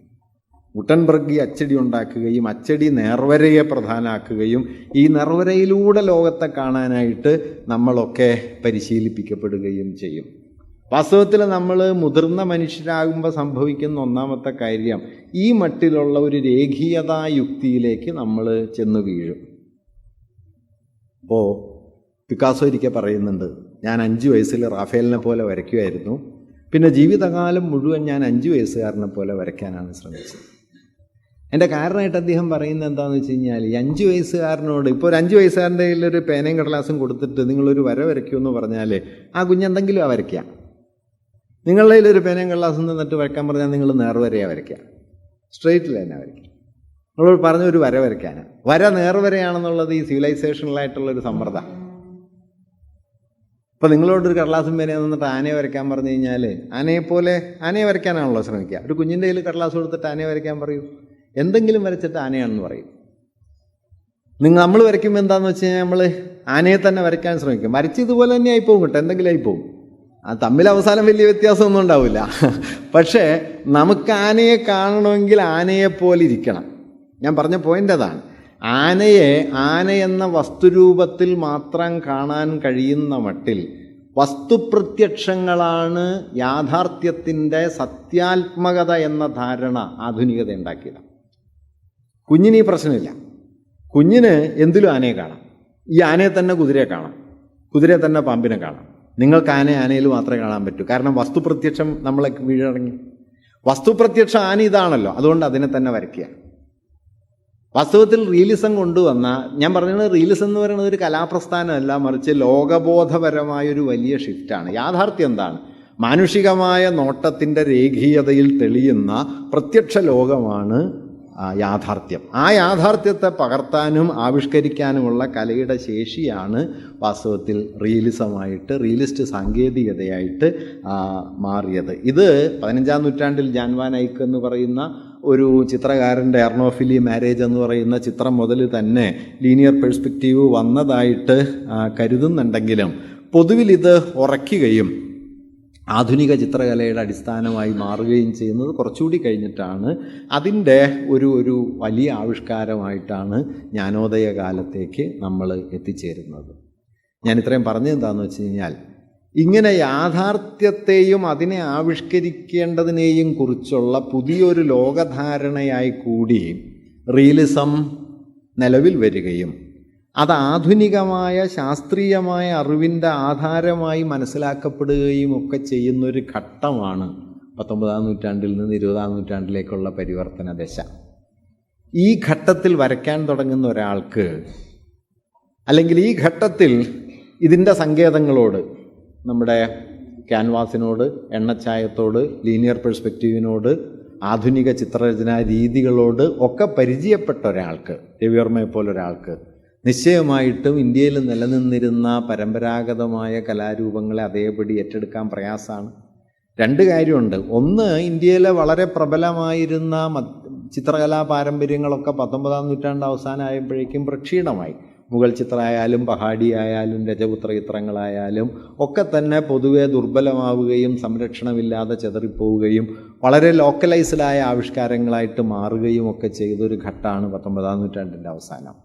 രാജസംരക്ഷണം പൊതുവെ കുറയുകയും പുതിയ തരത്തിലുള്ള ഇൻഡസ്ട്രിയൽ ആർട്ട് എന്ന് വിളിക്കാവുന്ന ഒന്ന് പതിയെ തെളിഞ്ഞു വരികയും യൂറോപ്പിലെ ചിത്രകാരന്മാർ ഇന്ത്യയിലേക്ക് വന്നിട്ട് ഇന്ത്യയെ അവരുടെ ഒരു രൂപാവലിയിലേക്ക് മാറ്റുകയും ഒക്കെ ചെയ്യുന്ന ഒരു കാലം കൂടിയാണ് 19-ാം നൂറ്റാണ്ടിൻ്റെ അവസാന ഘട്ടം.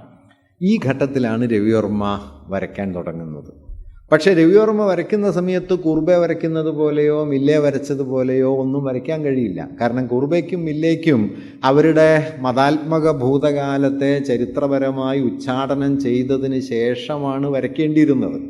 18-ാം നൂറ്റാണ്ടിൻ്റെ അവസാനവും 19-ാം നൂറ്റാണ്ടായപ്പോഴേക്കുമൊക്കെ ഫ്രഞ്ച് വിപ്ലവവും വ്യവസായ വിപ്ലവവും വന്ന് മധ്യകാല നാടുവാഴ്ത്തത്തെയും മതാത്മകതയെയും ഉച്ചാടനം ചെയ്ത് കഴിഞ്ഞിരുന്നു. അങ്ങനെ ഉച്ചാടനം ചെയ്യപ്പെട്ട ഒരു സ്ഥാനത്തല്ല രവിവർമ്മ നിൽക്കുന്നത്. അതുകൊണ്ട് രവിവർമ്മ ഒരു വലിയ ക്രൈസിസ് പോയിന്റിലാണ്. അദ്ദേഹം ഒരു ഭാഗത്ത് ആധുനികതയുടെ സങ്കേതത്തെ സ്വാംശീകരിക്കുന്നുണ്ട്, പക്ഷെ ആധുനികതയുടെ സങ്കേതത്തിന് ആധാരമായ അതിൻ്റെ ലോകാവബോധം നമ്മുടെ നാട്ടിൽ വേര് പിടിച്ചിട്ടില്ല.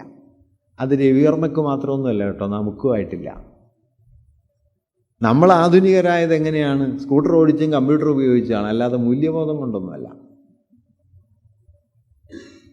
നോക്കൂ, ആധുനികതയ്ക്ക് മൂല്യപരമായൊരു ഉള്ളടക്കമുണ്ട്, ആധുനികതയ്ക്ക് സങ്കേതപരമായൊരു ഉള്ളടക്കമുണ്ട്. സങ്കേതപരമായി കഴിഞ്ഞ 1.5 നൂറ്റാണ്ട് കൊണ്ട് നമ്മൾ അത്യാവശ്യം നന്നായിട്ട് ആധുനികരായി. പക്ഷേ മൂല്യപരമായി എന്ത് സംഭവിച്ചു എന്ന് നോക്കിയാൽ നമ്മുടെ ചുറ്റുവട്ടത്തേക്ക് നോക്കിയാൽ മതി.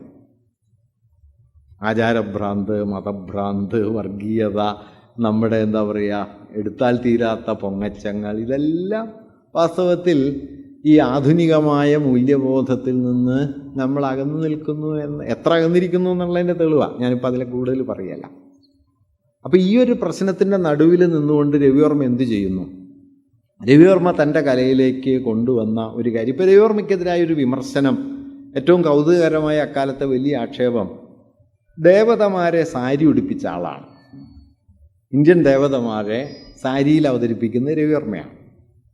ബറോഡയിലെ സായാജറാവുവിന് വേണ്ടിയിട്ട് രാമായണത്തിലെയും മഹാഭാരതത്തിലെയും ചിത്രങ്ങളിൽ ഒരു പരമ്പര വരയ്ക്കാൻ രവിവർമ്മയോട് ആവശ്യപ്പെടുന്നുണ്ട്. അതിൻ്റെ വേണ്ടിയിട്ട് അദ്ദേഹം ഇന്ത്യ മുഴുവൻ സഞ്ചരിച്ചിട്ട് പറ്റിയൊരു വസ്ത്രരൂപം ഏതാണ് എന്ന് തിരക്കുകയും, ഒരു കോമൺ ഇന്ത്യൻ ഡ്രസ് കോഡ് കിട്ടുന്നില്ലല്ലോ. ഇന്ത്യയിൽ എല്ലാ സ്ഥലത്തും ഓരോ തരം വസ്ത്രങ്ങളാണല്ലോ, അല്ലാതെ ഇന്ത്യക്കൊരു നാഷണൽ ഡ്രസ്സൊന്നുമില്ല.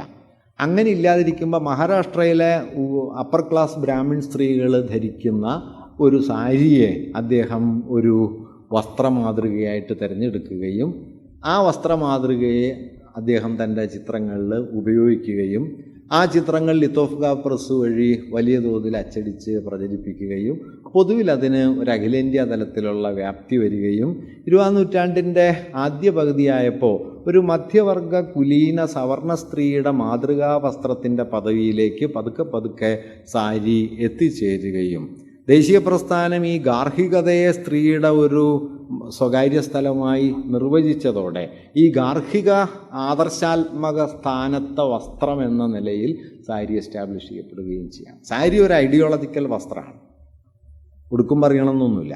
പക്ഷേ സാരിയിൽ ഒരു പ്രത്യേക ശാസ്ത്ര രാഷ്ട്രീയ വ്യവഹാരം ശക്തമായിട്ടുണ്ട്.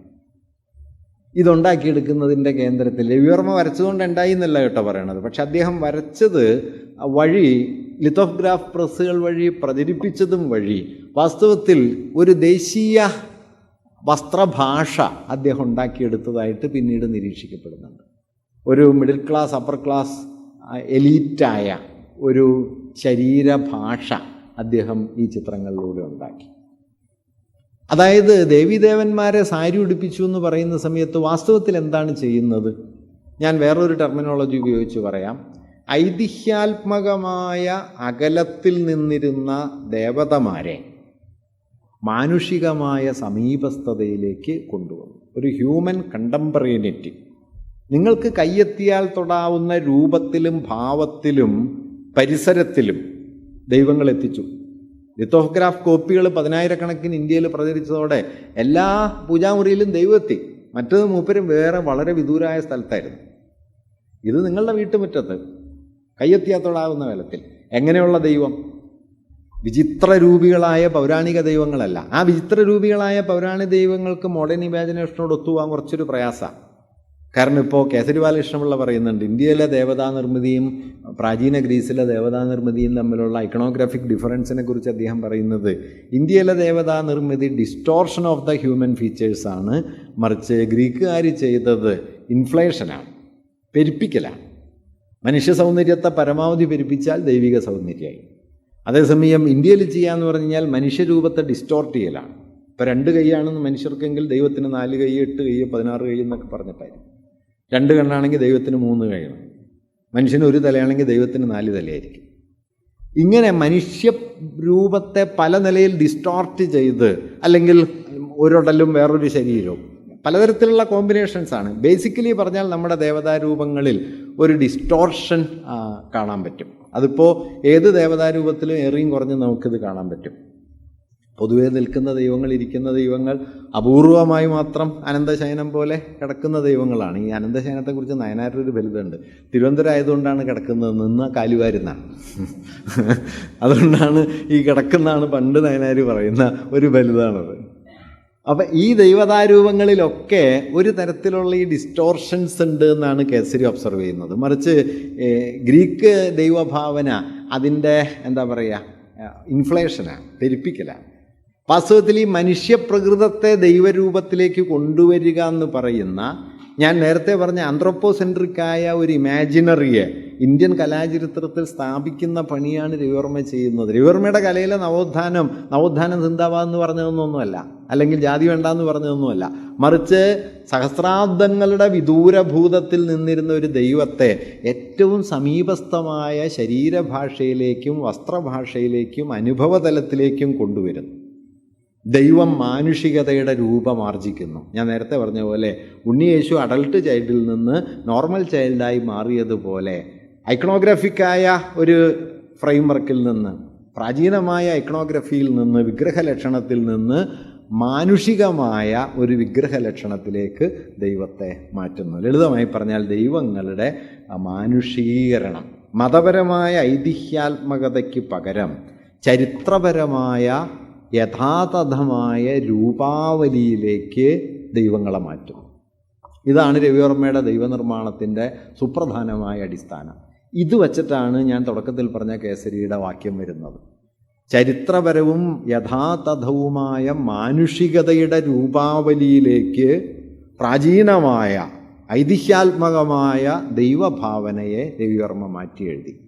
അതുകൊണ്ടാണ് പുരാണ ദേവതമാരുടെ പടം വരച്ച് ഇദ്ദേഹം ആധുനികനായത്. അവിടെ കൊണ്ട് തീർന്നില്ല. ഇങ്ങനെ മാറ്റി എഴുതുന്നത് അമ്പലച്ചുമരിലോ കൊട്ടാര ചുമരിലോ അല്ല, മറിച്ച് മാറ്റി എഴുതുന്നത് ക്യാൻവാസിലാണ്, മാറ്റി എഴുതുന്നത് എണ്ണച്ചായ ഉപയോഗിച്ചാണ്, മാറ്റി എഴുതുന്നത് പ്രദർശിപ്പിക്കാൻ പാകത്തിനുള്ള ചിത്രങ്ങളാണ്. ആ മാറ്റി എഴുതിയ ചിത്രങ്ങൾ സ്വന്തം നിലയ്ക്ക് 10,000-കണക്കിന് കോപ്പികൾ അച്ചടിച്ച് കമ്പോളത്തിൽ വിൽക്കാൻ രവിവർമ്മ തയ്യാറായി. രവിവർമ്മ സ്വന്തം ചെലവിൽ ലിത്തോഗ്രാഫ് പ്രസ് പൂനെയിൽ സ്ഥാപിക്കുന്നുണ്ട്. ആ പ്രസ്സിൽ അദ്ദേഹം ഇത് അച്ചടിക്കുകയും ഇന്ത്യയിൽ ഉടനീളം അത് വിൽക്കുകയും താൻ അച്ചടിച്ച ചിത്രങ്ങളുടെ കള്ളക്കോപ്പികളും മറ്റു ചിലർ വിൽക്കുന്നത് കണ്ട് അത് തടയാൻ വേണ്ടി അദ്ദേഹം ഗോഖലെയെ സമീപിക്കുകയും ഒക്കെ ചെയ്യുന്നുണ്ട്. ഒരുപക്ഷെ കോപ്പിറൈറ്റിനെ കുറിച്ചുള്ള ആദ്യത്തെ ചില ആലോചനകൾ രവിവർമ്മയിലുണ്ട്. ഞാൻ പറഞ്ഞത് ഒരു ആധുനിക കലാകാരൻ്റെ പദവിയിലേക്ക് ഇന്ത്യയിൽ ആദ്യം ചുവട് വയ്ക്കുന്ന ഒരാളാണ്. അതുകൊണ്ട് ദൈവങ്ങളെ വരയ്ക്കുമ്പോൾ നിങ്ങൾ ധ്യാനശ്ലോകത്തെ മുൻനിർത്തിയാണല്ലോ സാധാരണ ദൈവരൂപങ്ങൾ വരയ്ക്കുക. പ്രാചീനമായ നമ്മുടെ പരമ്പരാഗത രീതിയിലൊരു ദൈവത്തെ വിവരിക്കുന്ന ധ്യാനശ്ലോകം ഉണ്ടാവും. അതാണ് രൂപനിർമ്മാണത്തിൻ്റെ ആധാരം. ഇത് ധ്യാനശ്ലോകമൊന്നുമില്ല, മറിച്ച് മാനുഷികമായ രൂപ രീതിയാണ്. എണ്ണച്ചായം എന്ന ആധുനിക സങ്കേതം ഉപയോഗിക്കുന്നു, അല്ലാതെ ധൂളി ചിത്രങ്ങളുടെയോ നമ്മുടെ ചുമർ ചിത്രങ്ങളുടെയോ പരമ്പരാഗത രീതികളുടെയോ വഴിയല്ല. പാരമ്പര്യത്തെ പ്രമേയപരമായി പിൻപറ്റുന്നു, രൂപപരമായി ആധുനികനായി. ഇങ്ങനെ പ്രമേയപരമായ പാരമ്പര്യവും രൂപപരമായ ആധുനികതയും പ്രമേയപരമായ മതാത്മകതയും നിർമ്മാണപരമായ സമകാലികതയും, ഇങ്ങനെ ഈ റിയലിസത്തെക്കുറിച്ച് ഫ്രെഡറിക് ജെയിംസൺ പറയുന്ന മനോഹരമായ ഒരു ഒബ്സർവേഷൻ എന്താണെന്ന് വെച്ചാൽ demystification of the traditional and the sacred എന്നാണ്. പരമ്പരാഗതമായതിൻ്റെയും വിശുദ്ധമായതിൻ്റെയും അഴിച്ചുപണിയലാണ്, ഡീമിസ്റ്റിഫിക്കേഷനാണ്, അപഗൂഢവൽക്കരണമാണ്. രവിവർമ്മ ചെയ്തത് അങ്ങനെ ഒരു ഡീമിസ്റ്റിഫിക്കേഷനോ ഡീകോഡിങ് എന്നതിനോ പകരം ഞാൻ പറയാൻ ആഗ്രഹിക്കുന്നത് റീകോഡിംഗ് ആണ്.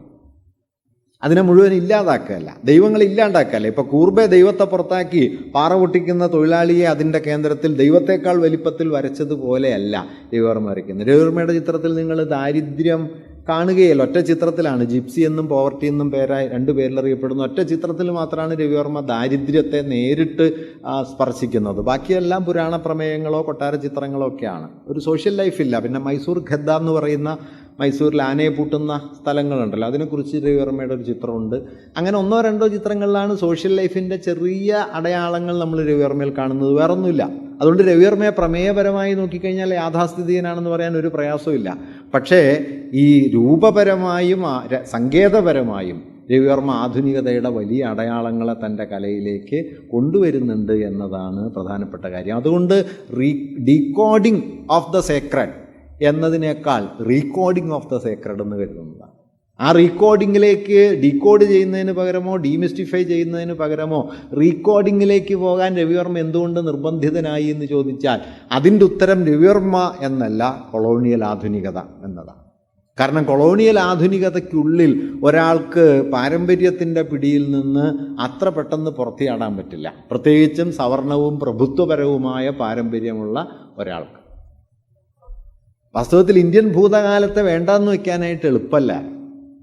അങ്ങനെ വേണ്ടെന്ന് വയ്ക്കാനും വേറൊരു ഭൂതത്തെ അവിടെ കണ്ടുപിടിക്കാനും ശ്രമിച്ചതാണ് വാസ്തവത്തിൽ ഗാന്ധി ചെയ്തൊരു കാര്യം. ഗാന്ധി ഈ സവർണ വൈദിക ഭൂതം, ഐതിഹാസിക ഭൂതം ഇതിനെല്ലാം വിട്ടിട്ട് നമ്മുടെ ഗ്രാമജീവിതത്തിൽ നിന്ന് മറ്റൊരു ഭൂതത്തെ കണ്ടെത്താൻ പറ്റുമെന്നാണ് ചോദിച്ചത്. അത് വിജയിച്ചോ ഇല്ലയോ എന്നുള്ള വേറെ കാര്യം. പക്ഷേ ഗാന്ധിയുടെ ഇമാജിനറിക്ക് വളരെ മൗലികമായ വ്യത്യാസമുണ്ട്. അത് ഇവർ ചെയ്യുന്ന പോലെയൊന്നുമല്ല. ഇന്ത്യൻ ഗ്രാമങ്ങൾ, ആ ഗ്രാമജീവിതത്തിൻ്റെ സ്വാച്ഛന്ദ്യം എന്നൊക്കെ ഗാന്ധി കരുതുന്ന ഒന്നാണ് അദ്ദേഹത്തിൻ്റെ ഭൂതഭാവന. ഇവരുടേതല്ല, ഇവരുടേതൊരു സവർണഭൂതമാണ്. ആ സവർണഭൂതത്തിൻ്റെ പിടി വിട്ടുപോവില്ല. പകരമുള്ളത് ആധുനികതയുടെ സാങ്കേതിക തലമാണ്. ഇത് രണ്ടും കൂടി ചേർത്ത് രവിവർമ്മ ചിത്രങ്ങളെ കൊണ്ടുവരുന്നു. അതുകൊണ്ടാണ് ഞാൻ പറഞ്ഞത് മൃതപ്രായമായ ഐതിഹ്യാത്മകമായ ഭൂതകാലത്തിൽ നിന്ന് മാനുഷികമായ സമീപസ്ഥതയിലേക്ക് ദൈവങ്ങളെ ആനയിക്കുകയാണ് ചെയ്യുന്നത്. ഇവിടെ മൃതപ്രായമായ റിയലിസം എന്ന് ഇന്ത്യയിൽ പ്രചരിച്ച, പ്രത്യേകിച്ചും ഇന്ത്യയിൽ അക്കാഡമിക് റിയലിസത്തിൻ്റെ തന്നെ ഒരു പ്രത്യേക ശാഖയാണ്. അതിൽ തന്നെ താരതമ്യേന ദുർബലമായ സൗത്ത് കെൻസിങ്ടൺ ശൈലി എന്നറിയപ്പെടുന്ന ഒരു സമ്പ്രദായമാണ് ഇവിടെ കൂടുതൽ പരിശീലിപ്പിക്കപ്പെട്ടത്, ഇൻഡസ്ട്രിയൽ സ്കൂളുകളിൽ പരിശീലിപ്പിക്കപ്പെട്ടത് എന്ന് പറയുന്നു. എന്തായാലും അതാണ് രവിവർമ്മ. ഇതൊന്നും പഠിച്ച ആളല്ല, പക്ഷെ അക്കാലത്ത് അതിവിടെ പരിശീലനത്തിൻ്റെ തലത്തിൽ ഉണ്ട്. ഇത് പക്ഷേ ഇന്ത്യൻ കോണ്ടെക്സ്റ്റിൽ അത്ര മൃതപ്രായമല്ല. രാമാനന്ദ ചാറ്റർജി എന്ന് പറയുന്ന മോഡേൺ റിവ്യൂവിൽ രവിവർമ്മ മരിച്ചതിന് ശേഷം റിവ്യൂ എഴുതുന്ന രാമാനന്ദ ചാറ്റർജി അതേക്കുറിച്ച് പറയുന്ന ഒരു കാര്യം, ഒരു നല്ല വാക്യമുണ്ട്. അദ്ദേഹം പറയുന്നത് ലഭ്യമായ ഉപാധികൾ കൊണ്ട് തനിക്ക് ചുറ്റും നോക്കുകയാണ് രവിവർമ്മ ചെയ്തത്. എന്താണോ അവൈലബിൾ ആയിട്ടുള്ളത് അതുകൊണ്ട് നോക്കുന്നു. അങ്ങനെ ലഭ്യമായ ഉപാധികളുടെ പരാധീനത അദ്ദേഹത്തിൻ്റെ കലയെ ബാധിച്ചിട്ടുണ്ട്. പക്ഷേ ആ പരാധീനത വ്യക്തിപരം എന്നതിനേക്കാൾ ചരിത്രപരമാണ്.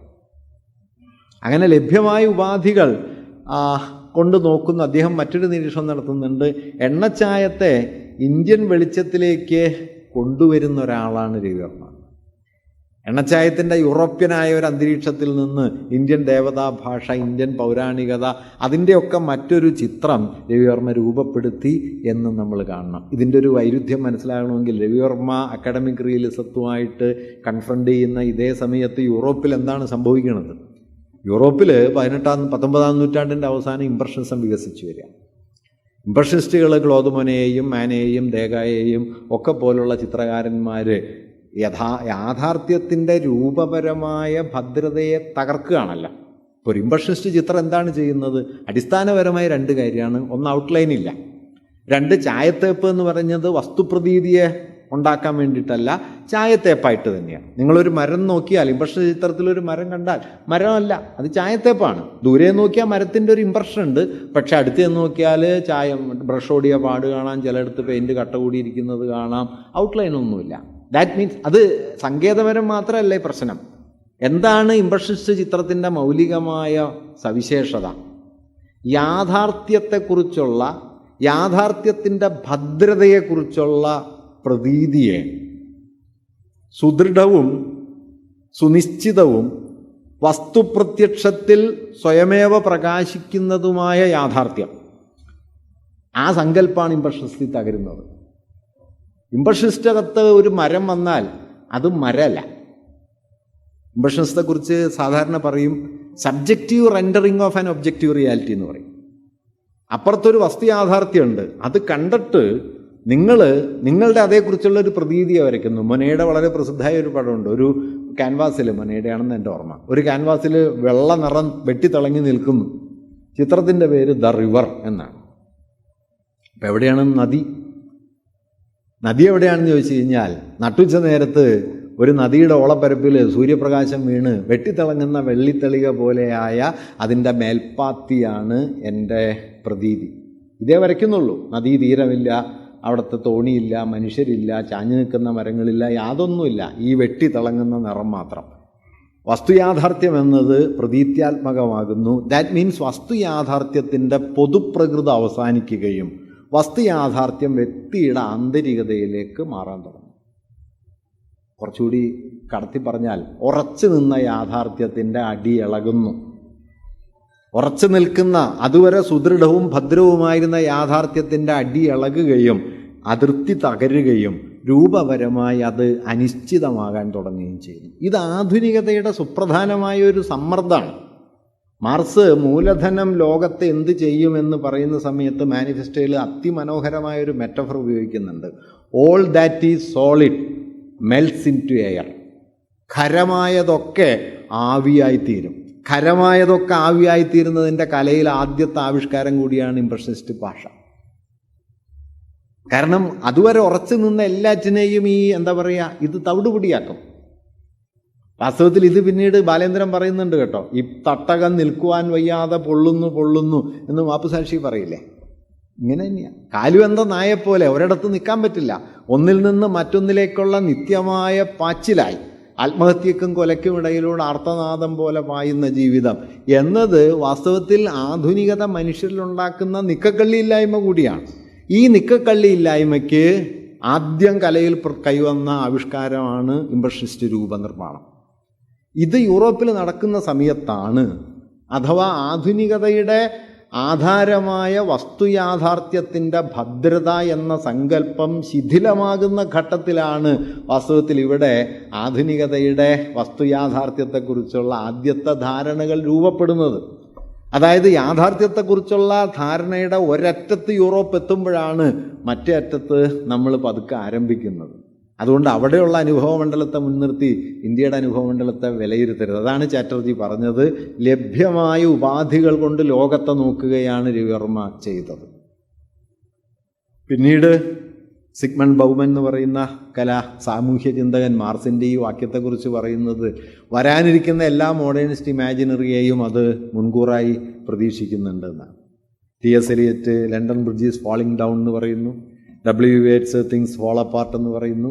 ഇതെല്ലാം വാസ്തവത്തിൽ മാർസിൻ്റെ മെറ്റഫറിലുണ്ടെന്ന് പറയുന്നുണ്ട്. ഗംഭീര പ്രയോഗമാണല്ലോ. All that is solid melts into air. മാർസിൻ്റെ കവിത മാർസ് ജനിക്ക് എഴുതിയ കവിതയിലല്ല കേട്ടോ, ഇമാതിരി വാക്യങ്ങളില്ല. അസാധ്യ കവിതയുള്ള ഒരു എഴുത്തുകാരനാണ് മാർസ്. മാർസിനെ വായിച്ചവർക്ക് അങ്ങനെ തോന്നിയിട്ടില്ല, അതാ ഒരു പ്രശ്നം. വാസ്തവത്തിൽ അതുല്യമായ കവിതയാണ് മാർസിൻ്റെ. തിയറീസ് ഓഫ് സർപ്ലസ് വാല്യൂവിൽ മറ്റൊരു വാക്യമുണ്ട്, അറിവിനെക്കുറിച്ച് പറയാം. Has in the tree of knowledge been at the same time the tree of sin ever since the time of Adam. Has in the tree of knowledge been at the same time the tree of sin ever since the time of Adam. വിജ്ഞാനത്തിൻ്റെ വൃക്ഷം പാപത്തിൻ്റെ വൃക്ഷം കൂടിയായിട്ടല്ലാതെ ആദത്തിൻ്റെ കാലം മുതൽ നിലനിന്നിട്ടില്ലല്ലോ. നോക്കൂ, എന്തൊരു പോയറ്റിക്കാണ് നോക്കൂ. അറിവ് എന്ന് പറയുന്നത് എങ്ങനെ വിധ്വംസകമായി തീരുന്നു. മുതലാളിത്തത്തെക്കുറിച്ച് മാർക്സ് വേറൊരു സ്ഥലത്ത് പറയുന്നുണ്ട്. Capitalism will cut down the tree if it can't sell the shadow. നിഴൽ വിൽക്കാൻ പറ്റിയില്ലെങ്കിൽ മുതലാളിത്തം മരം വെട്ടി വിൽക്കും. നിഴൽ വിൽക്കാൻ പറ്റുമെങ്കിൽ എൻവയോൺമെൻ്റലിസം പറയും. അതുകൊണ്ട് ഇത് ശ്രദ്ധിച്ചിരുന്നോളാം എന്ന് മാർക്സ് പറയുന്നുണ്ട്. അസാമാന്യ പോയട്രിയാണ് മാർക്സിൻ്റെ. നിങ്ങൾ ആ 18th ബ്രൂമെയർ ഓഫ് ലൂയി ബോണപ്പാർട്ട് എന്ന് പറഞ്ഞിട്ട് 1848 കലാപത്തിൻ്റെ പരാജയത്തെക്കുറിച്ച് മാർക്സ് എഴുതിയൊരു പുസ്തകമുണ്ട്. അതിൻ്റെ ആദ്യത്തെ പാരഗ്രാഫ് എന്ന് പറഞ്ഞു കഴിഞ്ഞാൽ അതുല്യമാണ്. നിങ്ങൾക്കൊരു പൊളിറ്റിക്കൽ ടെക്സ്റ്റ് ഇങ്ങനെ ഒരു ഭാഷയിൽ തുടങ്ങാൻ പറ്റുമെന്ന് സങ്കല്പിക്കാൻ പോലും പറ്റില്ല. ഒരു വലിയ കവിക്ക്, ഡാൻഡയെ പോലൊരു വലിയ കവിക്ക് മാത്രമൊക്കെ എഴുതാൻ പറ്റുന്ന അമ്മാതിരി ഒരു ഗ്രാൻഡ് സ്റ്റൈലിലാണ് മാർക്സ് അത് എഴുതുന്നത്. നിർഭാഗ്യവശാൽ മാർസിൻ്റെ ഭാഷയുടെ ഈ സൗന്ദര്യമോ എന്തുകൊണ്ടാണ് മാർക്സ് പോയട്രിയിലേക്ക് ഇങ്ങനെ തിരിയുന്നത് എന്ന കാര്യമോ ഒന്നും നമ്മുടെ മാർക്സിസ്റ്റ് വിചാരങ്ങളിൽ പൊതുവെ ഇടം പിടിച്ചിട്ടില്ല. അതൊരു വഴക്ക് പിടിക്കലാണ് എന്ന് കരുതിയതുകൊണ്ട് ഈ കാര്യങ്ങളൊക്കെ നമ്മുടെ അക്കൗണ്ടിൽ വന്നിട്ടില്ല. അത് പോട്ടെ, ഞാൻ പറഞ്ഞു വന്നത്, അപ്പോൾ ഇംപ്രഷനിസം അവിടെ വികസിക്കുന്ന കാലത്ത് ഇവിടെ രവിവർമ്മയെ സംബന്ധിച്ച് അക്കാഡമിക് റിയലിസത്തിൻ്റെ, കൊളോണിയൽ ആധുനികതയുടെ പുതിയ വസ്തുയാഥാർത്ഥ്യ ബോധത്തിൻ്റെ ഒരു അന്തരീക്ഷം രൂപപ്പെട്ടു വരുന്നതേയുള്ളൂ. അതിനുള്ളിൽ നിന്നുകൊണ്ട് അദ്ദേഹം വരയ്ക്കാൻ ശ്രമിച്ചു. കൃഷ്ണചൈതന്യ രവിവർമ്മയെക്കുറിച്ച് പറയുന്ന ഒരു കാര്യമുണ്ട്. രവിവർമ്മയുടെ മുമ്പിൽ മൃതപ്രായമായി ഉണ്ടായിരുന്നത് റിയലിസം അല്ല, മൃതപ്രായമായി ഉണ്ടായിരുന്നത് മുഗൾ ചിത്രകല, പഹാഡി ചിത്രകല, രജപുത്ര ചിത്രകല, ഇന്ത്യയിലെ തദ്ദേശീയ പാരമ്പര്യങ്ങൾ, ഇതൊക്കെ മൃതപ്രായമായിട്ട് രവിവർമ്മക്ക് തോന്നി. അദ്ദേഹത്തിന് സജീവമായിട്ട് അനുഭവപ്പെട്ടത് അക്കാഡമിക് റിയലിസത്തിൻ്റെ ഒരു വികൃത രൂപങ്ങളാണ്. പക്ഷെ അത് സജീവമായിട്ട് തോന്നിയിരുന്നു, ചരിത്രപരമാണ്. ആ സജീവതയിലേക്ക് അദ്ദേഹം എന്ത് ചെയ്തു? കൃഷ്ണചൈതന്യ പറയുന്നത് മണിപ്രവാള കാവ്യങ്ങളുടെ ഒരു രൂപനിർമ്മാണപരമായ തലത്തെ രവിവർമ്മ കാവ്യഭാഷയിൽ നിന്ന് ചിത്രഭാഷയിലേക്ക് കൊണ്ടുവന്നു. അത് താരതമ്യേന ശരിയാണെന്ന് തോന്നുന്നു. കാരണം മണിപ്രവാള കാവ്യങ്ങളിൽ കാണുന്ന ഒരു തരം ശരീരപരത രവിവർമ്മയുടെ ചിത്രത്തിൽ ഉണ്ട്. രവിവർമ്മയിൽ ഞാൻ കാണുന്ന ഏറ്റവും വലിയ മഹിമ എന്താണെന്നറിയാം, അല്ലെങ്കിൽ ഉയർത്തിപ്പിടിക്കണമെന്ന് എനിക്ക് തോന്നിയത്, ഈ 20-ാം നൂറ്റാണ്ടിൻ്റെ ആരംഭത്തിൽ സ്വദേശി പ്രസ്ഥാനവും അതുപോലെ ഈ പൗരസ്ത്യവാദവും ചേർന്നുണ്ടാക്കിയ കൃത്രിമമായ ഒരു ആധ്യാത്മിക പരിവേഷത്തിനെതിരെ ജീവിതാഹ്ലാദത്തിൻ്റെയും കാമനയുടെയും ഒരു ലോകത്തെ, സെൻഷ്വസ്നെസ് എന്ന് നമ്മൾ പറയുമല്ലോ, ഐന്ദ്രിയത, ആ ഐന്ദ്രിയത രവിവർമ്മ ശക്തമായിട്ട് നിലനിർത്തിയിട്ടുണ്ട്. ഐന്ദ്രിയത വളരെ പ്രധാനമാണ്. നമ്മുടെ രാമാനന്ദ ചാറ്റർജി അതേക്കുറിച്ച് പറയുന്നുണ്ട്. സന്യാസാദർശത്തിൻ്റെ അതിവ്യാപനത്തോടെ ഇന്ത്യൻ ജീവിതത്തിൽ നിന്ന് നഷ്ടപ്പെട്ട ജീവിതാഹ്ലാദത്തെ തിരിച്ചു പിടിച്ചു എന്നുള്ളതാണ് രവിവർമ്മയുടെ ഏറ്റവും പ്രധാനപ്പെട്ട കാര്യം. ഇത് വളരെ പ്രധാനപ്പെട്ട പോയിൻ്റാണ്. കാരണം ഈ ഒരു തരം വ്യാജമായ ആത്മീയതയിലും ജീവിത വിരക്തിയിലും മനുഷ്യരെ കൊണ്ടുപോയി കുടുക്കുന്ന ഒരു കൃത്രിമമായ പൗരസ്ത്യവാദപരമായ ആത്മീയത പ്രബലമായി നിൽക്കുന്ന ഒരു കാലത്താണ് രവിവർമ്മ ശരീരത്തിൻ്റെ ഒരു ഊഷ്മളതയെ തൻ്റെ ചിത്രഭാഷയിലേക്ക് പ്രവേശിപ്പിക്കുകയും കൃഷ്ണചൈതന്യ പറയുന്നത് പോലെ മണിപ്രവാള കാവ്യങ്ങളുടെ ഒരു രൂപഭംഗിയെ, ആ ശരീരഭംഗിയെ ചിത്രഭാഷയിലേക്ക് അദ്ദേഹം കൊണ്ടുവരികയും ചെയ്തു എന്ന് പറയാം. അതുകൊണ്ട് തന്നെ അക്കാലത്ത് 1873 മദ്രാസിൽ നടത്ത ചിത്രപ്രദർശനത്തിൽ രവിവർമ്മയുടെ ശകുന്തള സ്ഥാനം നേടുന്നുണ്ട്. 74 വിയന്നയിൽ എക്സിബിഷനിൽ അദ്ദേഹത്തിൻ്റെ ചിത്രം പ്രദർശിപ്പിക്കുന്നുണ്ട്. 76 അദ്ദേഹത്തിൻ്റെ ചിത്രത്തിന് അംഗീകാരം കിട്ടുന്നുണ്ട്. മാത്രമല്ല മോണിയർ വില്യംസ് ആണല്ലോ നമ്മുടെ ശകുന്തളത്തിന് ആദ്യം വിവർത്തനം ഉണ്ടാക്കുന്നത്. മോണിയർ വില്യംസ് അദ്ദേഹത്തിൻ്റെ ശകുന്തള വിവർത്തനത്തിൻ്റെ പിൽക്കാല പതിപ്പുകൾ, മോണിയർ വില്യംസിൻ്റെ ശകുന്തള വിവർത്തനത്തിൻ്റെ പിൽക്കാല പതിപ്പുകളിൽ അതിൻ്റെ കവർ ചിത്രമായിട്ട് രവിവർമ്മയുടെ ചിത്രം ഉപയോഗിക്കപ്പെടാൻ തുടങ്ങുകയും ചെയ്യുന്നുണ്ട്. ഇതേ സമയത്ത് തന്നെ രവിവർമ്മ ഏർപ്പെട്ട മറ്റൊരു കാര്യം ശ്രദ്ധിക്കേണ്ടതാണ്. തിരുവനന്തപുരത്ത് ഒരു ആർട്ട് ഗാലറി സ്ഥാപിക്കാനുള്ള ശ്രമങ്ങൾ. ആർട്ട് ഗാലറി പ്രധാനപ്പെട്ട കാര്യമാണ്. കാരണം കല എന്നതിനെക്കുറിച്ചുള്ള പുതിയൊരു കാഴ്ചപ്പാട് ആർട്ട് ഗാലറിയിലുണ്ട്. കലയല്ലാത്തതും കലയും എന്ന വിവേചനം ക്യാൻവാസിലുള്ളതുപോലെ കലകൾ പ്രദർശിപ്പിക്കേണ്ട വിശേഷ സ്ഥലങ്ങളുണ്ട് എന്നും സവിശേഷമായ ഒരു എൻഗേജ്മെൻ്റ്, ഒരു വിനിമയ രീതി കല ആവശ്യപ്പെടുന്നുണ്ട് എന്നുമുള്ള, ഇന്നലെ ഞാൻ പറഞ്ഞതുപോലെ കൊട്ടാര സംഗീതത്തിൽ നിന്ന് സഭാസംഗീതത്തിലേക്ക് എത്തുമ്പോൾ സഭയിൽ നിങ്ങൾ കയറുന്ന സമയത്ത് നിങ്ങൾ ആ നിന്ന നിപ്പിൽ എസ്തറ്റിക് ആവും. സഭയിൽ നിങ്ങൾ നിൽക്കുന്നത് ആ സഭയുടെ സൗന്ദര്യാത്മകമായ ഒരു അനുഭവ പരിസരത്തെ സ്വാംശീകരിച്ചിട്ടാണ്, അല്ലാതെ കൊട്ടാരത്തിൽ നിൽക്കണ പോലെയല്ല. ഇപ്പം ഞാൻ വേറൊരു ഉദാഹരണം പറഞ്ഞാൽ, ഈ ഹാളിൽ നിന്ന് എല്ലാം എടുത്ത് മാറ്റിയിട്ട് മൊത്തം വെള്ളം അടിച്ചതിന് ശേഷം നടുക്കൊരു ഒരു സ്റ്റൂൾ ഇട്ടിട്ട് അതിൽ നല്ല വെള്ളം വിരിച്ചതിന് ശേഷം വഴിയിലിരിക്കണ ഒരു കല്ലെടുത്ത് ഇതിൻ്റെ നടുക്ക് വെച്ച് കഴിഞ്ഞാൽ കുറച്ച് കഴിയുമ്പോൾ നല്ല കലാവസ്തു ആവും.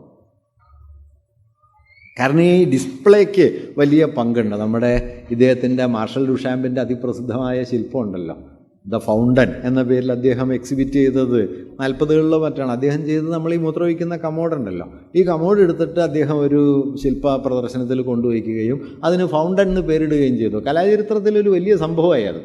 അദ്ദേഹം പറഞ്ഞത് ഈ എക്സിബിഷൻ എന്ന് പറയുന്നത് പ്രദർശനശാലയിൽ ടിക്കറ്റ് വാങ്ങി കയറുന്നത്, ക്യൂ നിന്ന് കാണുന്നത്, ചാഞ്ഞും ചരിഞ്ഞും അതിലേക്ക് നോക്കുന്നത്, അങ്ങനെയാണല്ലോ. ഒരു ചിത്രം വെറുതെ നോക്കിയാൽ പോരാ, കുറച്ച് അകത്ത് നിന്ന് നോക്കണം, കുറച്ച് അടുത്ത് നിന്ന് നോക്കണം, കുറച്ച് സൂക്ഷിച്ച് നോക്കണം, അങ്ങനെയൊക്കെ. ആളുകൾ താളം പിടിക്കണുണ്ടല്ലേ കച്ചേരിക്ക്, തിരിഞ്ഞിട്ടൊന്നുമല്ല, എങ്കിലും അതൊരു കുറ്റമൊന്നുമല്ല. കാരണം നമ്മൾ ആ പ്രാക്ടീസിൻ്റെ ഭാഗമാവുന്നു.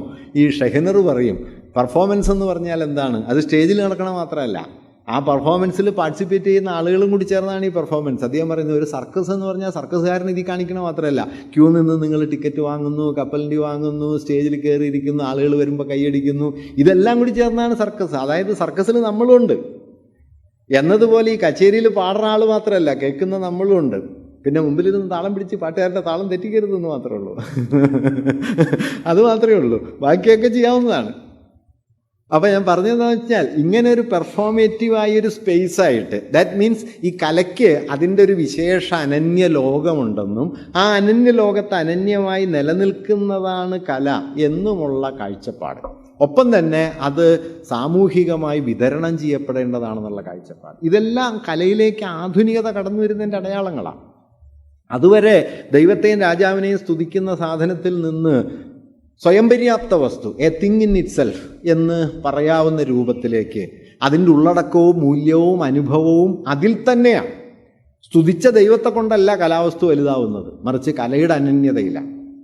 ആശയം വ്യക്തമാണല്ലോ. സ്തുതിച്ച ദൈവമല്ല, മറിച്ച് അതിനകത്ത് തന്നെയാണ്. ഇങ്ങനെ അതിനകത്ത് തന്നെയുള്ള ഒന്നാണ് സൗന്ദര്യാത്മക മൂല്യമെന്ന് കരുതുകയും അത് പുറത്തുള്ളതിൽ നിന്ന് വ്യത്യസ്തമായി നിൽക്കുന്നു എന്നുള്ളത് ഒരു ചതുരക്കട്ടയ്ക്കകത്താക്കി ക്യാൻവാസിനകത്താക്കി ഫ്രെയിം ചെയ്തൊരു വസ്തുവാവുകയും അത് പ്രദർശിപ്പിക്കാൻ വിശേഷപ്പെട്ട ഒരു സ്ഥലം വരികയും വേണമെന്ന് പറയുന്നതോടെ വാസ്തവത്തിൽ ആധുനികതയുടെ ലാവണ്യബോധത്തെ സ്ഥാപനവൽക്കരിക്കാനുള്ള, ഇൻസ്റ്റിറ്റ്യൂഷണലൈസ് ചെയ്യാനുള്ള ഏറ്റവും നിർണായകമായൊരു ചുവടാണ് രവിവർമ്മ വയ്ക്കുന്നത്. അങ്ങനെ ഒരു ഭാഗത്ത് ആധുനികനായൊരു ചിത്രകാരനായിരിക്കുന്നു എന്നതുപോലെ മറുഭാഗത്ത് ഇൻസ്റ്റിറ്റ്യൂഷണലായി ആധുനികതയുടെ ഒരു അവതാരകനുമായിട്ടോ ആദ്യത്തെ പ്രാരംഭ നേതാവായിട്ടും അദ്ദേഹം മാറിത്തീരുന്നുണ്ട് എന്ന് പറയാം. ഇതോടൊപ്പം തന്നെ നോക്കേണ്ടതാണ്, ഇപ്പോൾ അർജുനപ്പാതുരെ റിയലിസത്തെക്കുറിച്ച് പറയുമ്പോൾ രണ്ട് തരം റിയലിസത്തെക്കുറിച്ച് പറയുന്നുണ്ട്. ഒന്ന് നാഷണലിസ്റ്റ് റിയലിസം എന്നും മറ്റൊന്ന് ക്യാപിറ്റലിസ്റ്റ് റിയലിസം എന്നും അദ്ദേഹം പറയുന്നുണ്ട്. ദേശീയമായ ഒരു ഭാവത്തെയും ദേശീയമായ വസ്ത്രഭാഷയെയും ദേശീയമായ അനുഭവങ്ങളെയും രേഖപ്പെടുത്തി ഒരു തരത്തിൽ വസ്തുതാപരത കൊടുക്കുന്ന ഒന്നിനെയാണ് നാഷണലിസ്റ്റ് റിയലിസം എന്ന് അദ്ദേഹം പറയുന്നത്. ക്യാപിറ്റലിസ്റ്റ് റിയലിസം ആവട്ടെ കമ്പോളത്തിൽ വിപണി മൂല്യമുള്ള തരത്തിലേക്ക് ഈ വസ്തുക്കളെ ആവിഷ്കരിക്കുകയും കച്ചവടത്തിൻ്റെ ഉപാധിയാക്കി അതിനെ മാറ്റുകയും ചെയ്യുക എന്നാണ്. രവിവർമ്മയിൽ സംഭവിച്ചതായിട്ട് എനിക്ക് തോന്നുന്ന ഒരു കാര്യം, ഈ രണ്ട് യാഥാർത്ഥ്യങ്ങളെയും റിയലിസത്തെയും അദ്ദേഹം ഒരു നിലയ്ക്ക് കൂട്ടിയിണക്കി എന്നുള്ളതാണ്. ഒരു നിലയ്ക്ക് അദ്ദേഹം നാഷണലിസ്റ്റ് റിയലിസത്തിൻ്റെ ഒരു ആവിഷ്കർത്താവായി നിൽക്കുന്നുണ്ട്, ഞാൻ ഈ നേരത്തെ പറഞ്ഞ രൂപനിർമ്മാണ രീതികളിൽ. മറുഭാഗത്ത് ഇതിനൊരു വിപണി മൂല്യം കൊടുക്കുകയും ചെയ്യുന്നുണ്ട്. ആ വിപണി മൂല്യത്തിന് ഉതകുന്ന മട്ടിൽ കലാവസ്തുവിനെ വിപണിയിലേക്ക് എത്തിക്കുന്ന, കലാവസ്തുവിൽ എപ്പോഴും ഒരു കച്ചവടമുണ്ട് കേട്ടോ. നമ്മൾ കച്ചവടത്തിനെതിരാണെങ്കിലും വാസ്തവത്തിൽ കലയ്ക്കുള്ളിൽ ആ ഒരു പ്രശ്നമുണ്ട്. സ്വതന്ത്ര കല എന്ന് പറയുന്നതിൻ്റെ ഒരർത്ഥം വിൽക്കാനുള്ളതെന്ന് കൂടിയാണ്.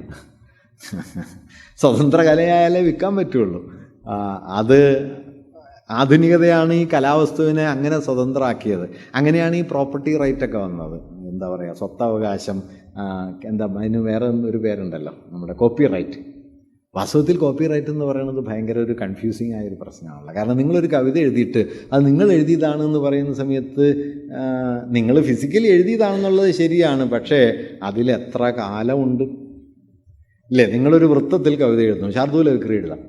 ഈ ശാർദൂല വിക്രീഡത്തിൽ എഴുതിയത് നിങ്ങൾ ഫലിക്കുന്നതിൻ്റെ കാരണം എന്താണ്? നിങ്ങൾ എഴുതിയത് ഫലിക്കുന്നതിൻ്റെ കാരണം എന്താണ്? ശാർദൂല വിക്രീഡം വായിച്ചാൽ മനസ്സിലാവുന്ന ആയിരക്കണക്കിന് ആളുകളുണ്ട് എന്നുള്ളതുകൊണ്ടാണ്. നീലാംബരി എപ്പോഴാണ് ഭരിച്ചത്? നീലാംബരി കേട്ടാൽ മനസ്സിലാവുന്ന ആളുള്ളപ്പോഴാണ്. അതുകൊണ്ട് പാടിയ പാട്ടും കേട്ട ആളുമുണ്ട്. ഇയാൾ പാടിയിട്ട് ഞാൻ കേൾക്കുന്നു എന്നല്ല, ഞാൻ കേട്ടിട്ട് ഇയാൾ പാടുന്നു എന്നാണ്. നോക്കൂ, ഇൻ്റർ റിലേഷനെ മാറ്റിയിട്ട് പാടിയ ആൾ മാത്രം, കേട്ട ആളില്ല എന്നത് വാസ്തവത്തിൽ സ്വകാര്യ ഉടമസ്ഥതയുടെ മറ്റൊരു രൂപമാണ്. കലയിലെ പ്രോപ്പർട്ടി റൈറ്റ് എന്ന് പറയുന്നത് വാസ്തവത്തിൽ ആധുനികമായ, കുറച്ച് സാങ്കേതികമായിട്ട് ഞാൻ പറഞ്ഞാൽ ബൂർഷ്വാ ഇൻഡിവിജ്വലിസത്തിൻ്റെ കലാപരമായൊരു അടയാളമാണ് കലയുടെ ഈ ഉടമസ്ഥാവകാശം. കാരണം ഞാൻ ഉപയോഗിക്കുന്ന വാക്ക്, ഇപ്പോൾ വള്ളത്തോളിനെ കുറിച്ച് പണ്ട് പറയുമായിരുന്നു, ഈ പണ്ട് 19-ാം നൂറ്റാണ്ട് അവസാനം കവിത എഴുതി കാശ് മേടിക്കണമൊക്കെ വലിയ മോശം കാര്യമാണ്. പഴയൊരു ശ്ലോകമുണ്ട്, കവനത്തിന് കാശ് വേണമ്പോൾ ശിവനെ സാഹിതി തേവിടിശിയോ എന്നാണ്. കവിത എഴുതിയിട്ട് കാശ് മേടിക്കുക, ഇതെന്ത് വ്യഭിചാരമാണോ? വള്ളത്തോളിൻ്റെ കാലമായപ്പോഴേക്കും എന്തായെന്ന് വെച്ച് കഴിഞ്ഞാൽ, വള്ളത്തോളിൻ്റെ ഒരു പൊസിഷൻ എന്ന് വെച്ച് കഴിഞ്ഞാൽ മൂപ്പര് എഴുതണതിൽ ഒരു വാക്കിന് 5 പൈസയാണ് അത്ര, 5 പൈസ ഒരു വാക്കിന്. അപ്പോൾ മൂപ്പര് കവിത എഴുതി മാതൃഭൂമിക്ക് അയച്ചു കൊടുക്കും. മാതൃഭൂമി 3 രൂപ 2 രൂപയൊക്കെ പ്രതിഫലം അയച്ചാൽ അടുത്ത ആഴ്ച മൂപ്പര് കത്തയക്കും അത്രേ. അതായത് ഞാൻ എഴുതിയ കവിതയിൽ ഇത്ര വാക്കുണ്ട്, വാക്കൊന്നിന് 5 പൈസ വെച്ച് കവിതയുടെ വില 5 രൂപ 35 പൈസയാണ്, നിങ്ങൾ 3 രൂപ അയച്ചു തന്നു, മടക്ക തപാലിൽ 2 രൂപ 35 പൈസ അയച്ചു തന്നെ എന്ന് പറയും. ഏതാ വാക്ക്? ശിഷ്യനും മകനും. മൂപ്പര് കണ്ടുപിടിച്ച വാക്കാണ്, അച്ഛനും മകളും. പക്ഷെ മൂപ്പര് എഴുതുമ്പോൾ എന്തോ വിശേഷ ഭംഗി അതിന് കൈവരുന്നുണ്ടെന്നും ഒരു അതീത മൂല്യം കൈവരുന്നുണ്ടെന്നും അതിൻ്റെ ഉടമാവകാശം പുള്ളിക്കുവാണെന്നാണ് നമ്മൾ സമ്മതിച്ചു കൊടുക്കുന്നത്. വാസ്തവത്തിൽ അതിലുള്ള വിശേഷ മൂല്യം എന്താ? മനുഷ്യവംശം ആ വാക്കുപയോഗിച്ച് അതിൽ നിക്ഷേപിച്ച അർത്ഥാനുഭൂതികളാണ് അതിൻ്റെ വിശേഷം. നിങ്ങളുണ്ടാക്കിയതൊന്നുമല്ല, മറിച്ച് മലയാളി വായനാ സമൂഹമോ കേൾവി സമൂഹമോ ആ വാക്കിനെ ചരിത്രത്തിൽ കൊണ്ടു നടന്ന് അതിൽ നിക്ഷേപിച്ച അർത്ഥാനുഭൂതികൾക്ക് പുറത്താണ് ആ വാക്കെടുത്ത് നിങ്ങൾ അനുഭൂതി ഉണ്ടാക്കുന്നത്. അതായത് നിങ്ങൾ ഉപയോഗിക്കുന്ന വാക്ക് അനുഭൂതി പകരുന്നുണ്ടെങ്കിൽ ആ വാക്കിൻ്റെ ചരിത്ര ജീവിതമാണ് അനുഭൂതിയുടെ ആധാരം, നിങ്ങളുടെ സ്വകാര്യ പ്രതിഭയല്ല. നിങ്ങളുടെ പ്രതിഭയ്ക്ക് പങ്കില്ല എന്നല്ല, നിങ്ങളത് തിരഞ്ഞെടുക്കുന്നു, നിങ്ങൾ കൂട്ടിയിണക്കുന്നു. പക്ഷേ അത് വീഴുന്നത് ചരിത്രത്തിൻ്റെ ഒരു സവിശേഷ ഘട്ടത്തിലേക്കാണ്. ആ വാക്കാകട്ടെ മനുഷ്യവംശത്തിൻ്റെ പൊതു പൈതൃകത്തിൽപ്പെട്ടതാണ്. പക്ഷെ ആധുനിക മുതലാളിത്തം എന്ത് ചെയ്യുന്നു വെച്ച് കഴിഞ്ഞാൽ ഈ വീഴുന്ന സന്ദർഭത്തെയും വിട്ടുകളയും ഇത് രൂപപ്പെട്ട ചരിത്രത്തെയും വിട്ടുകളയും ഉണ്ടാക്കിയ ഒറ്റ ആളെ മാത്രം കാണും. അതിനെയാണ് നമ്മൾ മോഡേൺ ഇൻഡിവിജ്വലിസം എന്ന് പറയുന്നത്. ആ ഇൻഡിവിജ്വലിസമാണ് ആധുനിക കലയുടെ ആധാരമായത്. ഇന്ത്യൻ ചിത്രകലയിൽ ഈ ഇൻഡിവിജ്വലിസത്തെ ആദ്യം കൊണ്ടുവരുന്നത് രവിവർമ്മയാണ്. ഇതിനോടിടയുന്ന ആദ്യത്തെ ഇന്ത്യൻ ചിത്രകാരൻ ജാമിനി റായാണ്. ഞാൻ അതുകൂടി പറയാം. ജാമിനി റായ് 1940 ചെയ്തൊരു കാര്യം, താൻ വരയ്ക്കുന്ന ചിത്രങ്ങളിൽ ഒപ്പിടില്ല. കാരണം താൻ വരച്ച ചിത്രങ്ങൾ തൻ്റേത് മാത്രമല്ല. അപ്പം അങ്ങനെയാണല്ലോ, നമ്മൾ എന്ത് വരച്ചാലും ഒപ്പിട്ട് വെക്കുമല്ലോ. ഈ ഒപ്പ് എന്ന് പറയുന്നത് എന്താണ്? എൻ്റെ ആണെന്നുള്ളതിൻ്റെ രേഖപ്പെടുത്തലാണ്. ഇപ്പോൾ പഴയ കാലത്തെ കവികളുടെ പേരറിയാത്ത എന്തുകൊണ്ടാണ്? അവർക്ക് പേരില്ലാഞ്ഞിട്ടല്ല, അത് രേഖപ്പെടുത്തി വയ്ക്കാൻ ആളില്ലാഞ്ഞിട്ടുമല്ല, ഇത് ഇയാൾ എഴുതിയതാണെന്ന് വിശ്വസിച്ചിട്ടില്ലാത്തതുകൊണ്ടാണ്. മീൻസ് എല്ലാവരും കൂടി ഉണ്ടാക്കുന്നൊരു ഭാഷ. ഇപ്പോൾ നമ്മുടെ വീട്ടിലൊരാൾ പെയിൻ്റ് അടിക്കാൻ വന്നിട്ട് വീടെല്ലാം മനോഹരമായിട്ട് പെയിൻറ്റ് ചെയ്തിട്ട് പോണ വഴിക്ക് മൂപ്പരുടെ പേര് എഴുതി വെച്ചാൽ നമ്മളതും വയ്ക്കും? ഇല്ലല്ലോ. ഇത്രയേ ഉള്ളൂ. ഭാഷയുടെ ഒരു പൊതുവ്യവഹാരത്തിൽ നിന്ന് ഇയാൾ കുറേ സാധനങ്ങൾ എടുക്കുന്നു, ഉണ്ടാക്കുന്നു, നമ്മളതൊക്കെ കേൾക്കുന്നു, സന്തോഷം. അല്ലാതെ ഇതൊരു സ്വകാര്യ ഉടമസ്ഥത. ഞാൻ പറയണത് കലാകാര വ്യക്തിത്വം എന്ന് പറയുന്നത് ചരിത്രത്തിൻ്റെ ഒരു സവിശേഷ സന്ധിയിൽ ഉണ്ടായ ഒരു വ്യക്തി സങ്കല്പത്തിൻ്റെ ഭാഗമാണ്. അത് വളരെ ഹിസ്റ്റോറിക്കലായൊരു സാധനം. ആ ഹിസ്റ്റോറിക്കലായൊരു പൊസിഷൻ ഇന്ത്യൻ കലാചരിത്രത്തിൽ ആദ്യം എസ്റ്റാബ്ലിഷ് ചെയ്ത, ഒരുപക്ഷെ ഏറ്റവും പ്രോമിനൻ്റായി എസ്റ്റാബ്ലിഷ് ചെയ്ത ഒരാളാണ് രവിവർമ്മ. അതുകൊണ്ടാണ് താൻ അച്ചടിച്ച ലിത്തോഗ്രാഫ് പ്രസ്സുകളുടെ കോപ്പികളുടെ കള്ളക്കോപ്പികൾ ഉണ്ടാക്കുമ്പോൾ അത് തടയണമെന്നാവശ്യപ്പെട്ട് മൂപ്പര് ഗോഖലയുടെ അടുത്ത് പോവുകയും നിയമ നടപടികളിൽ ഏർപ്പെടുകയും. ഞാനതൊരു കുറ്റമാണെന്ന് പറയല്ല, പക്ഷേ മോഡേൺ ഇൻഡിവിജ്വലിസത്തിൻ്റെ ഒരു അവതരണമാണ് അത് എന്ന് പറയാം. ഇങ്ങനെ ഒരു ഭാഗത്ത് ആധുനിക കലാകാര വ്യക്തിത്വം, മറുഭാഗത്ത് നവോത്ഥാനാനന്തരം വികസിച്ചു വന്ന മനുഷ്യകേന്ദ്രവാദം, മൂന്നാമതൊരു ഭാഗത്ത് എണ്ണച്ചായവും അതുപോലെ തന്നെ ലീനിയർ പെർസ്പെക്റ്റീവും അതുപോലെ ക്യാൻവാസും അടക്കമുള്ള ആധുനികമായ സങ്കേതങ്ങളുടെ ഉപയോഗപ്പെടുത്തൽ, നാലാമതൊരു ഭാഗത്ത് ദേശീയമായ ഭൂതകാലത്തിന് ആധുനികമായ രൂപാവലികൾ നൽകിക്കൊണ്ട് പാരമ്പര്യത്തിനും ആധുനികതയ്ക്കും ഇടയ്ക്ക് ഇന്ത്യയിലെ അഭിജാത മധ്യവർഗത്തിന് സ്വീകാര്യമായ ഒരു പൗരാണികതയുടെ സമകാലികതയെ സൃഷ്ടിച്ചു കൊടുക്കൽ. പൗരാണികവുമാണ് സമകാലികവുമാണ്. രണ്ട് കാലങ്ങളിൽ ഒരേപോലെ നിൽക്കാൻ കഴിയുന്ന ഒരു ഇടനിലയായിട്ട് രവിവർമ്മയുടെ കല മാറിത്തീർന്നു എന്ന് വേണം കാണാൻ. അതേസമയത്ത് തന്നെ അദ്ദേഹത്തിൻ്റെ കലയിൽ ഇനിയും ധാരാളം വിശദമായിട്ട് പറയാനുണ്ട്. അദ്ദേഹത്തിൻ്റെ കലയിൽ നമുക്ക് ഈ വൈവിധ്യങ്ങളെ കാണും. ഇപ്പോൾ ഗാലക്സി ഓഫ് മ്യൂസീഷ്യൻസ് എന്നു പേരായ അദ്ദേഹത്തിൻ്റെ ഒരു ചിത്രം നോക്കിയാൽ അത് ഇന്ത്യയിലെ മിക്കവാറും പ്രദേശങ്ങളിലെ എന്താ പറയുക സ്ത്രീകളുടെ ഗായികമാരുടെ ചിത്രരൂപങ്ങളെ ഒരൊറ്റ ക്യാൻവാസിൽ അവതരിപ്പിച്ചുകൊണ്ട് ഒരു നിലയ്ക്ക് ഇന്ത്യയുടെ ദേശീയതയെക്കുറിച്ചുള്ള ആദ്യത്തെ ചില അടയാളങ്ങളാണ്. ഒരു രൂപമല്ല, ഇന്ത്യയിലെ ഏതാണ്ട് എല്ലാ പ്രദേശങ്ങളിലെയും ഗായികമാരുടെ വേഷവിധാനങ്ങൾ, വസ്ത്രരൂപങ്ങൾ, അതിൻ്റെ എല്ലാം വ്യത്യാസത്തെ നിലനിർത്തിയിട്ട് തന്നെ ഇതിനൊറ്റ ക്യാൻവാസിൽ അവതരിപ്പിക്കുന്നു. അങ്ങനെ വൈവിധ്യങ്ങൾ കൂടി ഇണങ്ങി വരുന്ന ഒരു രാഷ്ട്രഭാവനയുടെ ആദ്യത്തെ ചില അവതരണങ്ങൾ അദ്ദേഹത്തിൻ്റെ കലയിൽ കാണാം. ഒപ്പം തന്നെ അദ്ദേഹത്തിൻ്റെ കലയിൽ ഇന്ത്യയിലെ ധാരാളം സാമൂഹ്യ വിഭാഗങ്ങൾ, ഇപ്പോൾ ഹിയർ കംസ് പപ്പ പോലെ ഒരു ചിത്രത്തിൽ, അല്ലെങ്കിൽ മലബാർ ലേഡി പോലുള്ള ചിത്രത്തിൽ നായർ സ്ത്രീകളെ കാണാം. ബീഗം അറ്റ് ദ ബാത്ത് എന്നതിൽ മുസ്ലിം സ്ത്രീകളെ കാണാനായിട്ട് കഴിയും. ഡെക്കിംഗ് ദ ബ്രൈഡ് എന്ന് പറയുന്നതിൽ പാഴ്സി സ്ത്രീകളെ കാണാൻ പറ്റും. മറാത്തി സ്ത്രീകൾ വരുന്നുണ്ട്, ദക്ഷിണേന്ത്യൻ ബ്രാഹ്മണ സ്ത്രീകൾ വരുന്നുണ്ട്, ജിപ്സി ഫാമിലിയിൽ നാടോടി സ്ത്രീകൾ വരുന്നുണ്ട്, ബോംബെ സിംഗേഴ്സിൽ നഗരവാസികളായ സ്ത്രീകൾ വരുന്നുണ്ട്. അങ്ങനെ പൊതുവിൽ ഇന്ത്യയിലെ സാമൂഹിക വൈവിധ്യങ്ങളുടെ റെപ്രസെൻറ്റേഷൻസ് തൻ്റെ കലയിലേക്ക് രവിവർമ്മ കൊണ്ടുവരാനായിട്ട് ശ്രമിക്കുന്നതും നമുക്ക് കാണാനായിട്ട് പറ്റും. ഇപ്പോൾ രവിവർമ്മയുടെ സ്ത്രീ ചിത്രങ്ങളെക്കുറിച്ച് രണ്ട് കാര്യം ശ്രദ്ധിക്കാവുന്നതാണ്. ഒന്ന്, അദ്ദേഹം രണ്ട് തരം സ്ത്രീ ചിത്രങ്ങൾ വരയ്ക്കുന്നുണ്ട്. ഒന്ന് ഗാർഹിക അന്തരീക്ഷത്തിലെ സ്ത്രീകൾ, മറ്റൊന്ന് സ്ത്രീകളുടെ പോർട്രേറ്റ്സ്. പോർട്രേറ്റുകൾ അദ്ദേഹം വരച്ച പോർട്രേറ്റുകൾ നോക്കിയാൽ അത് നന്ദകുമാർ മനോഹരമായിട്ട് അത് വിശദീകരിച്ചിട്ടുണ്ട്. പോർട്രേറ്റുകളിലേക്ക് നോക്കിക്കഴിഞ്ഞാൽ ഇപ്പോൾ മാവേലിക്കര അമ്മത്തമ്പുരാൻ അല്ലെങ്കിൽ മിസ്സിസ് രാമനാഥ റാവു തുടങ്ങിയ പല പോർട്രേറ്റുകളും രവിവർമ്മ വരച്ചിട്ടുണ്ട്. പൊതുവെ പോർട്രേറ്റുകളിലേക്ക് നോക്കിയാൽ ഉൾവാങ്ങി നിൽക്കുന്ന, പിൻവലിഞ്ഞു നിൽക്കുന്ന ഒരു വിധേയഭാവമുള്ള തരത്തിലുള്ള സ്ത്രീരൂപങ്ങളാണ് നമ്മൾ കാണുന്നത്.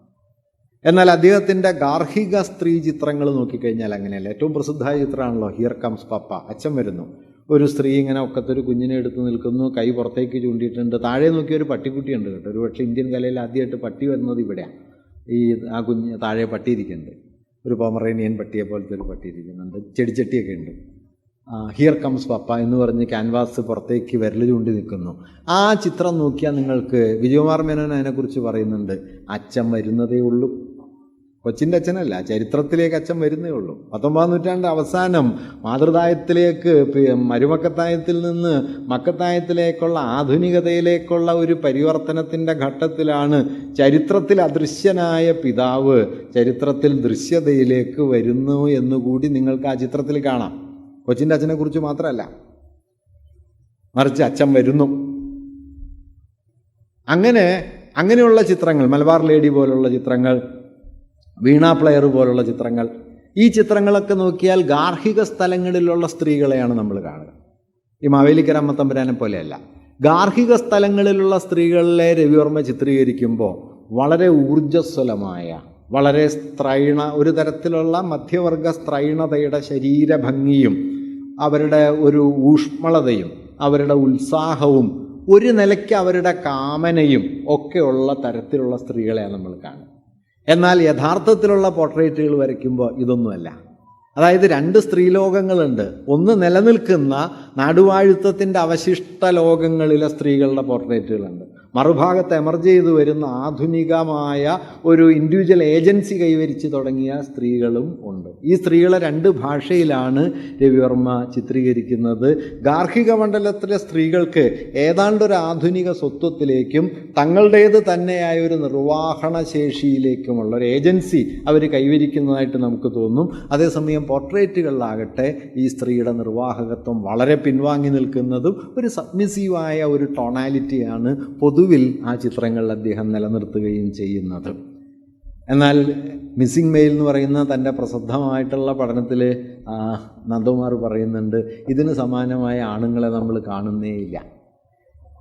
അദ്ദേഹം പറയുന്നത് ഈ പല കാരണങ്ങൾ പറയുന്നുണ്ട്. പുരുഷന്മാർക്കൊരു സ്വാഭാവിക വസ്ത്രക്രമം കണ്ടെടുക്കാനായിട്ട് പറ്റാത്തത് കൊണ്ടുകൂടിയാണ് ഒരു പുരുഷ ചിത്രീകരണം രവിവർമ്മയിൽ അത്ര പ്രബലമാകാതിരുന്നത് എന്ന കാര്യം കൂടി അദ്ദേഹം നിരീക്ഷിക്കുന്നുണ്ട്. സാരി പോലെ ഒരു പൊതുവസ്ത്രത്തിലേക്ക് രവിവർമ്മയ്ക്ക് സ്ത്രീകളെ പ്രതിഷ്ഠിച്ചതുപോലെ പുരുഷന്മാരെ പ്രതിഷ്ഠിക്കാൻ കഴിഞ്ഞില്ല എന്നും അദ്ദേഹം നിരീക്ഷിക്കുന്നുണ്ട്. എന്തായാലും ഞാൻ പറഞ്ഞു വന്നത്, അതുകൊണ്ട് രവിവർമ്മയുടെ കലയിലേക്ക് നോക്കുമ്പോൾ ഒരു നിർണായകമായ പരിവർത്തന ദശയെയാണ് രവിവർമ്മയുടെ കല അഭിമുഖീകരിക്കുന്നത്. ഒന്ന്, കൊളോണിയൽ ആധുനികതയുടെ ദേശീയമായ ദൃശ്യഭാവന. രണ്ട്, മധ്യവർഗപരമായ പുതിയ സാമൂഹ്യ ഘടന. മൂന്ന്, നാഗരിക വർഗത്തിന് ഭൂതകാല പ്രൗഢിയിൽ മുഴുകിക്കൊണ്ട് വർത്തമാനകാലത്തിൽ ജീവിക്കാൻ കഴിയുന്ന ഒരു വിഷ്വൽ ഇമാജിനറി. നാഗരിക മധ്യവർഗത്തിന് തങ്ങളുടെ ഭൂതകാല പ്രൗഢിയിൽ രമിച്ചുകൊണ്ട് തന്നെ വർത്തമാനത്തിൽ നിലനിൽക്കാൻ കഴിയുന്ന ഒരു ദൃശ്യഭാഷ അദ്ദേഹം ഉണ്ടാക്കിയെടുത്തു. അദ്ദേഹത്തിൻ്റെ ദേവതാരൂപങ്ങളിലൊക്കെ രാമാനന്ദ ചാറ്റർജി അത് പറയുന്നുണ്ട്. അദ്ദേഹത്തിൻ്റെ ദേവതാരൂപങ്ങളിൽ ബംഗാളി ദേവതകൾക്കില്ലാത്ത മട്ടിൽ വൈകാരികതയുടെ ഊഷ്മളതയുണ്ടെന്ന് പറയുന്നത്, ഇമോഷണൽ ഇൻറ്റൻസിറ്റി ഉണ്ട്. അതേസമയം മറ്റ് ദേവതാരൂപങ്ങൾ പൊതുവെ ഡിസ്റ്റൻ്റാണ്, നമ്മളെ അടുപ്പിക്കില്ല. ഇതങ്ങനെയല്ല, നമ്മളെ ചേർത്ത് വയ്ക്കുന്ന ഒരു തരത്തിലുള്ള, ഞാനതുകൊണ്ടാണ് ഹ്യൂമൻ കണ്ടംപറേനിറ്റി എന്ന് പറഞ്ഞത്. മാനുഷികമായൊരു സമീപസ്ഥത, അനുഭവപരമായൊരു സമീപസ്ഥത അദ്ദേഹത്തിൻ്റെ കലയിലുണ്ട്. ഒപ്പം തന്നെ ഞാൻ ഏറ്റവും ഒടുവിൽ നേരത്തെ ഞാൻ പറയാൻ ഒരുപക്ഷെ രവിവർമ്മയുടെ കലയുടെ മൗലികമായൊരു മഹിമയായിട്ട് എനിക്ക് തോന്നിയിട്ടുള്ള ഒരു കാര്യം, ഈ പറഞ്ഞതുപോലെ സന്യാസാദർശത്തിൻ്റെ അതിരുകവിഞ്ഞ പ്രചാരത്തിൻ്റെ ഘട്ടത്തിൽ നമുക്ക് നഷ്ടപ്പെട്ടു പോയ ജീവിതാഹ്ലാദത്തിൻ്റെ ഒരു ലോകത്തെ വാസ്തവത്തിൽ രവിവർമ്മ നിലനിർത്തുന്നുണ്ട് എന്നതും അദ്ദേഹത്തിൻ്റെ കലയുടെ ഒരു സവിശേഷതയാണ്. അതേസമയം ഹാവേലിനെ പോലെയോ അനന്തകുമാരസ്വാമിയെ പോലെയോ അഭിനീന്ദ്രനെ പോലെയോ ആളുകളൊക്കെ വിമർശിച്ച തരത്തിലുള്ള, ഇപ്പം അദ്ദേഹത്തിന് ലീനിയർ പെർസ്പെക്റ്റീവ് എല്ലായിടത്തും മെയിൻറ്റെയിൻ ചെയ്യാൻ കഴിഞ്ഞു എന്ന് വെച്ചാൽ ഇല്ല. അദ്ദേഹത്തിൻ്റെ പല ചിത്രങ്ങളും പെർസ്പെക്റ്റീവിൻ്റെ കാര്യത്തിൽ ദുർബലമാണ്. അതുപോലെ തന്നെ സ്ഥലവിതരണത്തിൽ ധാരാളം വൈരുദ്ധ്യങ്ങളുണ്ട്. ചിലയിടത്തൊക്കെ അമിതമായ നാടകീയത, പ്രത്യേകിച്ചും പുരാണ സന്ദർഭങ്ങളൊക്കെ ചിത്രീകരിക്കുമ്പോൾ അമിതമായ നാടകീയതയുണ്ട്. അങ്ങനെ രചനാപരമായി ധാരാളം വൈകല്യങ്ങൾ ഇന്നൊരാൾക്കതിൽ കാണാൻ പറ്റും. പക്ഷേ 19-ാം നൂറ്റാണ്ടിൻ്റെ അവസാനം എണ്ണച്ചായം പോലൊരു മാധ്യമത്തിൽ ഒറ്റയ്ക്ക് പഠിച്ച് ഒരാളിരുന്ന് വരച്ചതാണ് എന്ന് ആലോചിക്കുമ്പോൾ ചരിത്രപരമായ അകലത്തിൽ ഇതിനൊക്കെ ചില ന്യായീകരണങ്ങളും ഉണ്ട്. അതുകൊണ്ട് രവിവർമ്മയുടെ കല അതിൽ തന്നെ ഒരു പരമവിശുദ്ധമായ കലയാണെന്നോ അല്ലെങ്കിൽ അങ്ങേയറ്റം പാഴായ കലയാണെന്നോ വിധിക്കുന്നതിന് പകരം കലയെ ഒരു കാലബന്ധമായിട്ട് കാണണം എന്ന് പറയാനാണ് ഞാൻ ഈ കാര്യങ്ങൾ മുഴുവൻ പറഞ്ഞത്. കല എന്ന് പറയുന്നത് ഒരു പ്രതിഭാശാലിയായ ഒരു കലാകൃത്തിൻ്റെ മനസ്സിൽ നിന്ന് പുറത്തേക്ക് ചാടി വീഴുന്ന എന്തോ ഒരു സാമഗ്രിയല്ല, മറിച്ച് വളരെ ആഴത്തിൽ ചരിത്രം പതിഞ്ഞു കിടക്കുന്ന ഒരു നിർമ്മിത സാമഗ്രിയാണ്, ഒരു കാലബന്ധമാണ്. അതിൽ കൊളോണിയൽ ആധുനികതയുടെ സമ്മർദ്ദങ്ങൾ, സംഘർഷങ്ങൾ വളരെ ആഴത്തിൽ രവിവർമ്മയുടെ കലയിൽ ഉണ്ട്. അതിൻ്റെ മികവിൻ്റെയും അതിൻ്റെ പരാധീനതയുടെയും അടിസ്ഥാനം അതാണ് എന്നാണ് ഞാൻ പറയാൻ ശ്രമിച്ചത്. നമസ്കാരം.